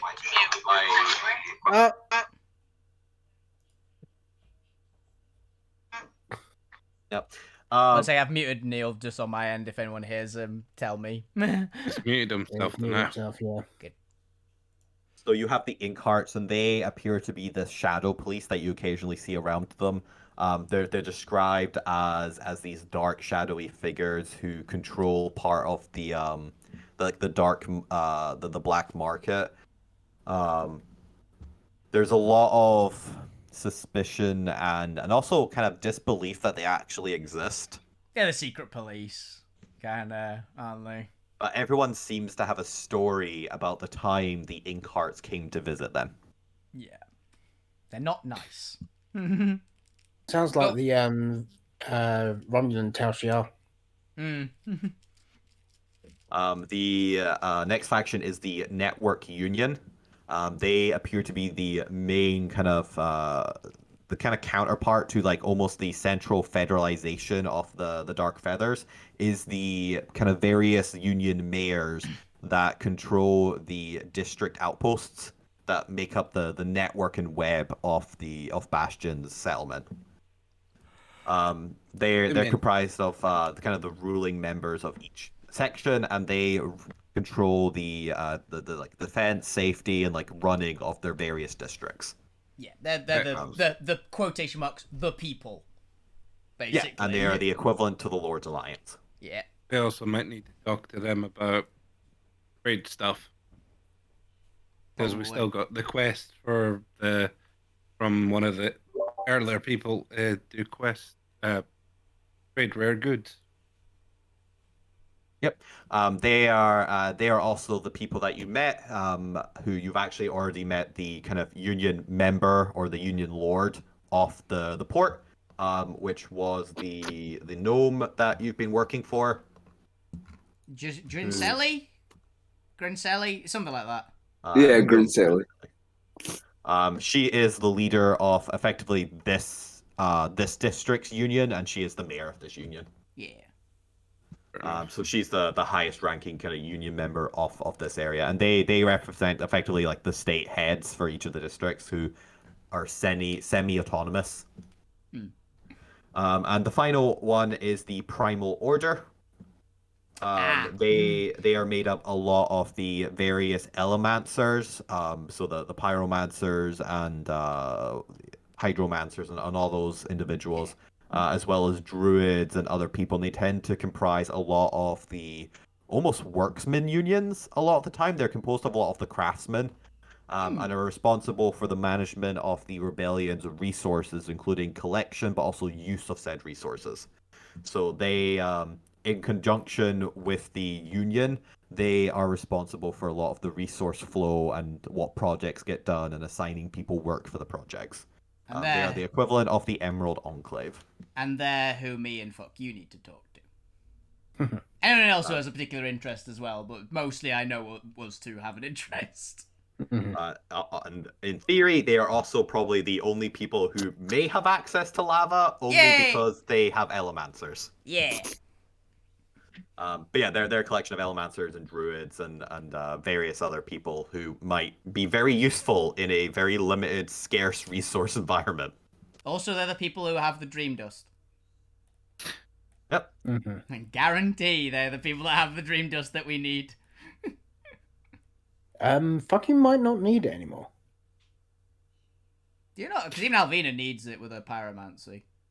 Alvina needs it, but that's more because Alvina can't sleep naturally, whereas Fuck You has managed to essentially meditate into the dream state. To Alright, sleep so- with, Everyone goes into a dreamscape when they sleep. It's a different dreamscape. You need to technically it's the same one. It's just it's like several layers down. It's also really hard for most people to do it. It's not impossible though. So like Fuku might be able to, especially if they get Morph to help. Yeah. Yeah, because one of Alvina's abilities is can enter the primal dreamscape using dream stuff without doing a ritual. She can just do it. Might be able to get you some of that dust. Trade them the information of some of the maps I got. Honestly, I think we just have a chat with them and possibly the person passes out again and goes, "Sure, we're down." Wasn't the dream dust made by hacks? No, I don't think it was. I remember it was made by someone. I can't remember who by though. No, I'm pretty sure in the Arcanet Adventures, Green Dust was made by one of the factions that did include hags. It was one of the Warlock factions. That's probably what I'm thinking of then. Yeah, you have actually come across Green Dust before, predominantly because of the NPC Rainbow, who needed it to try and find the pieces of the Oberon, the old Archfey who was apparently eaten and then his soul destroyed and scattered across the Dreamscape plains by Titania. Okay. The little bitch hid and set the guards on us. I have no idea what this is, so I'm assuming old campaign. Yeah, it was before you started. I was about to say, it's like, I am lost, I have but it no sounds idea. entertaining. I wasn't involved in it either. I think it might have been like one of the times you weren't there, because it was definitely a. Yeah, I think that was Lanois. before Bob started playing on our Friday sessions. No, because Lanois was part of the party. It was oh, actually, it might have been the Tuesday sessions at that point. Because it was I didn't. Yeah, it was the Arcanet guys. I didn't play with and I was only in it for you to get the purple Arcanet sword out of the dragon's head.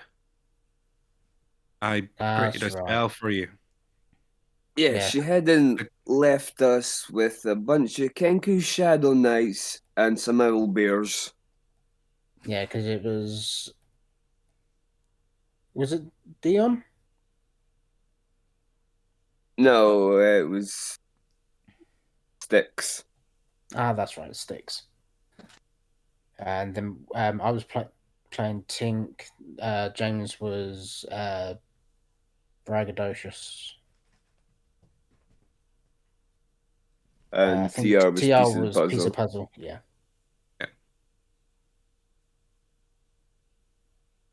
But yeah, I was only in the one where you wanted the sword to at the auction.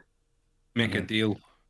And I like the primal. You know what? I haven't actually properly changed this. I just realized, like, some of it's been changed. Apparently, I never actually finished this. Ignore the pop-up. I need to actually finish editing this. Yeah. It's a good base. We have the baseline, but the individual details. It's just the D&D base. But it's supposed to be tailored to actually Alterra terminology and like relevance, because like half of this stuff doesn't apply. Yeah. I'll add that to my list of try and get that done for next week. It's fine. We know the ones that we're likely to immediately interact with, at least. So the last two, yeah, you get the general vibes, and then I'll just edit it to make it make sense in the context of the world. Yeah. But yeah, with that, is there anything anybody wants to say or do before we sign up? Or wrap up? No, I think I'm good. Yeah, I think. Do we level up? Oh, I had to ask. Please, Mr. DM. Mr. DM is going to level you down, maybe. You only just got to 11. You've barely done anything of note in the world yet. I'm not gonna lie, I can't remember we hit 11. It feels. When did you hit 11? I don't remember. That's the bit. Sea? It was 6 months ago. It was 84 years ago. It was just before James stopped with a We series. just finished Iron Yeah, it Core. would- Oh, we it just would've finished been from Iron Core. Yeah, intermission. it's really recent. Yeah, because it will be from intermission 2. So episode 47 is when you leveled up to 11. And it's currently 56. Mate, it's only So been 9 that's like sessions. I was like, I 9. can't remember.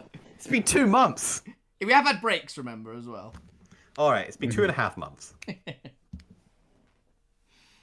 God, level 12, you gotta at least wait until, like, I don't know, 24 sessions. It was a whole year ago. Oh, there's 4 sessions a month. What would be 24? 24 It's divided because by 4. we had to miss a lot in December, so it would have been like Yeah. November, October time, like late October or November. So Anyway, there you go. Tales from past Alterra. Welcome to the world of Alterra. Just never-ending content. yep, Even the DM Yep. can barely keep track of everything. I know that feeling. So level 12 it is. Yeah. Oh, Mate, you've not even met the rebellion leader yet. At least get your like their proper rebellion quest. You know, go do something chaotic. You gotta find a new enemy that. isn't Another the one. Einspurs. Another and one. another one. We found another enemy. Find enemies every week. We have. Never have enough. Yeah, but those are all Members of our own minor, party. like monster of the week enemies. They're not the big bad. You need a new big bad for tier 3. Got it. Haven't we Kill the already- leader of the rebellion. Haven't we made one already just now with those fucking cultists? They're not a big bad. They're They're a random. B plot villain at best. They're a But B. There we bad. go. You mean the Empress? Yeah, she might Oh, be pretty no. big. No, she doesn't care about her cultists. Yeah, still a B plot. The main plot is the 3 giant empires and getting home. Yeah. So clearly we need you had like the lieutenant general and actually getting to the rebellion and stealing a ship. That was a sufficient big epic plot point. When you like kill one of the gods, I'll level you up. Yeah. Or like Kill a god kill at one of level the 11. senators. Hey, TR, we get to kill your god now. I should clarify, one of the senators, I mean the Republic, like Cthulhian Aw. monsters. Oh, because the other one was well easy. But yes, we can definitely kill my god. I would not mind. I don't know. Maybe go and kill Imix. You've all been privy to do that anyway. We have. I've got a request to do it actually. Actually, let's start with the littlest one. We've got 5. That's good. We're gonna get 5 levels. We'll start with the lowest one and we'll work our way up. But with that, this has been Alterra. We'll kill Thank all you, the everyone. Thank you for watching. Antagonize the GM. Tune in next week to find out who will the players make as their next big bad guy. Will they kill the rebellion leader, the Dark Phoenix? Quite like Nobody knows. The Yeah, Lord bro. and Prince of Fire himself, the Elemental Prince Imix. and seduce his daughter. Will they track down one of the remaining mad divine gods who appear to be some monstrosity accumulation of the defeated gods? Who knows? So far you've heard of Kiris, the mad jester, as one of the remaining, I think there's like 6 gods left in the world I that don't think we actually know as how like, to do that number here. who knows? You need to learn. You haven't. You'll learn more about the empire structure in the future. Not to self. Do more celestial stuff. Yeah, we're going to be honest. We're going to Banshee's Grove. You'll get plenty of time. Or will you hunt down President Control after flipping him off and slowly disassemble his cabinet of Cthulhian ministers? Probably that one, honestly. Also, I think there's a fair chance that next week we potentially snort dream dust and go into an elemental plane without any prior preparation or warning. There's also that. Hey, Or that's what happened maybe last time. Think for yourself. I'm fixing my weapon first.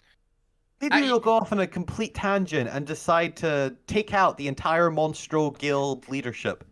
Yep. We still need to get the thing from the Monstro Guild.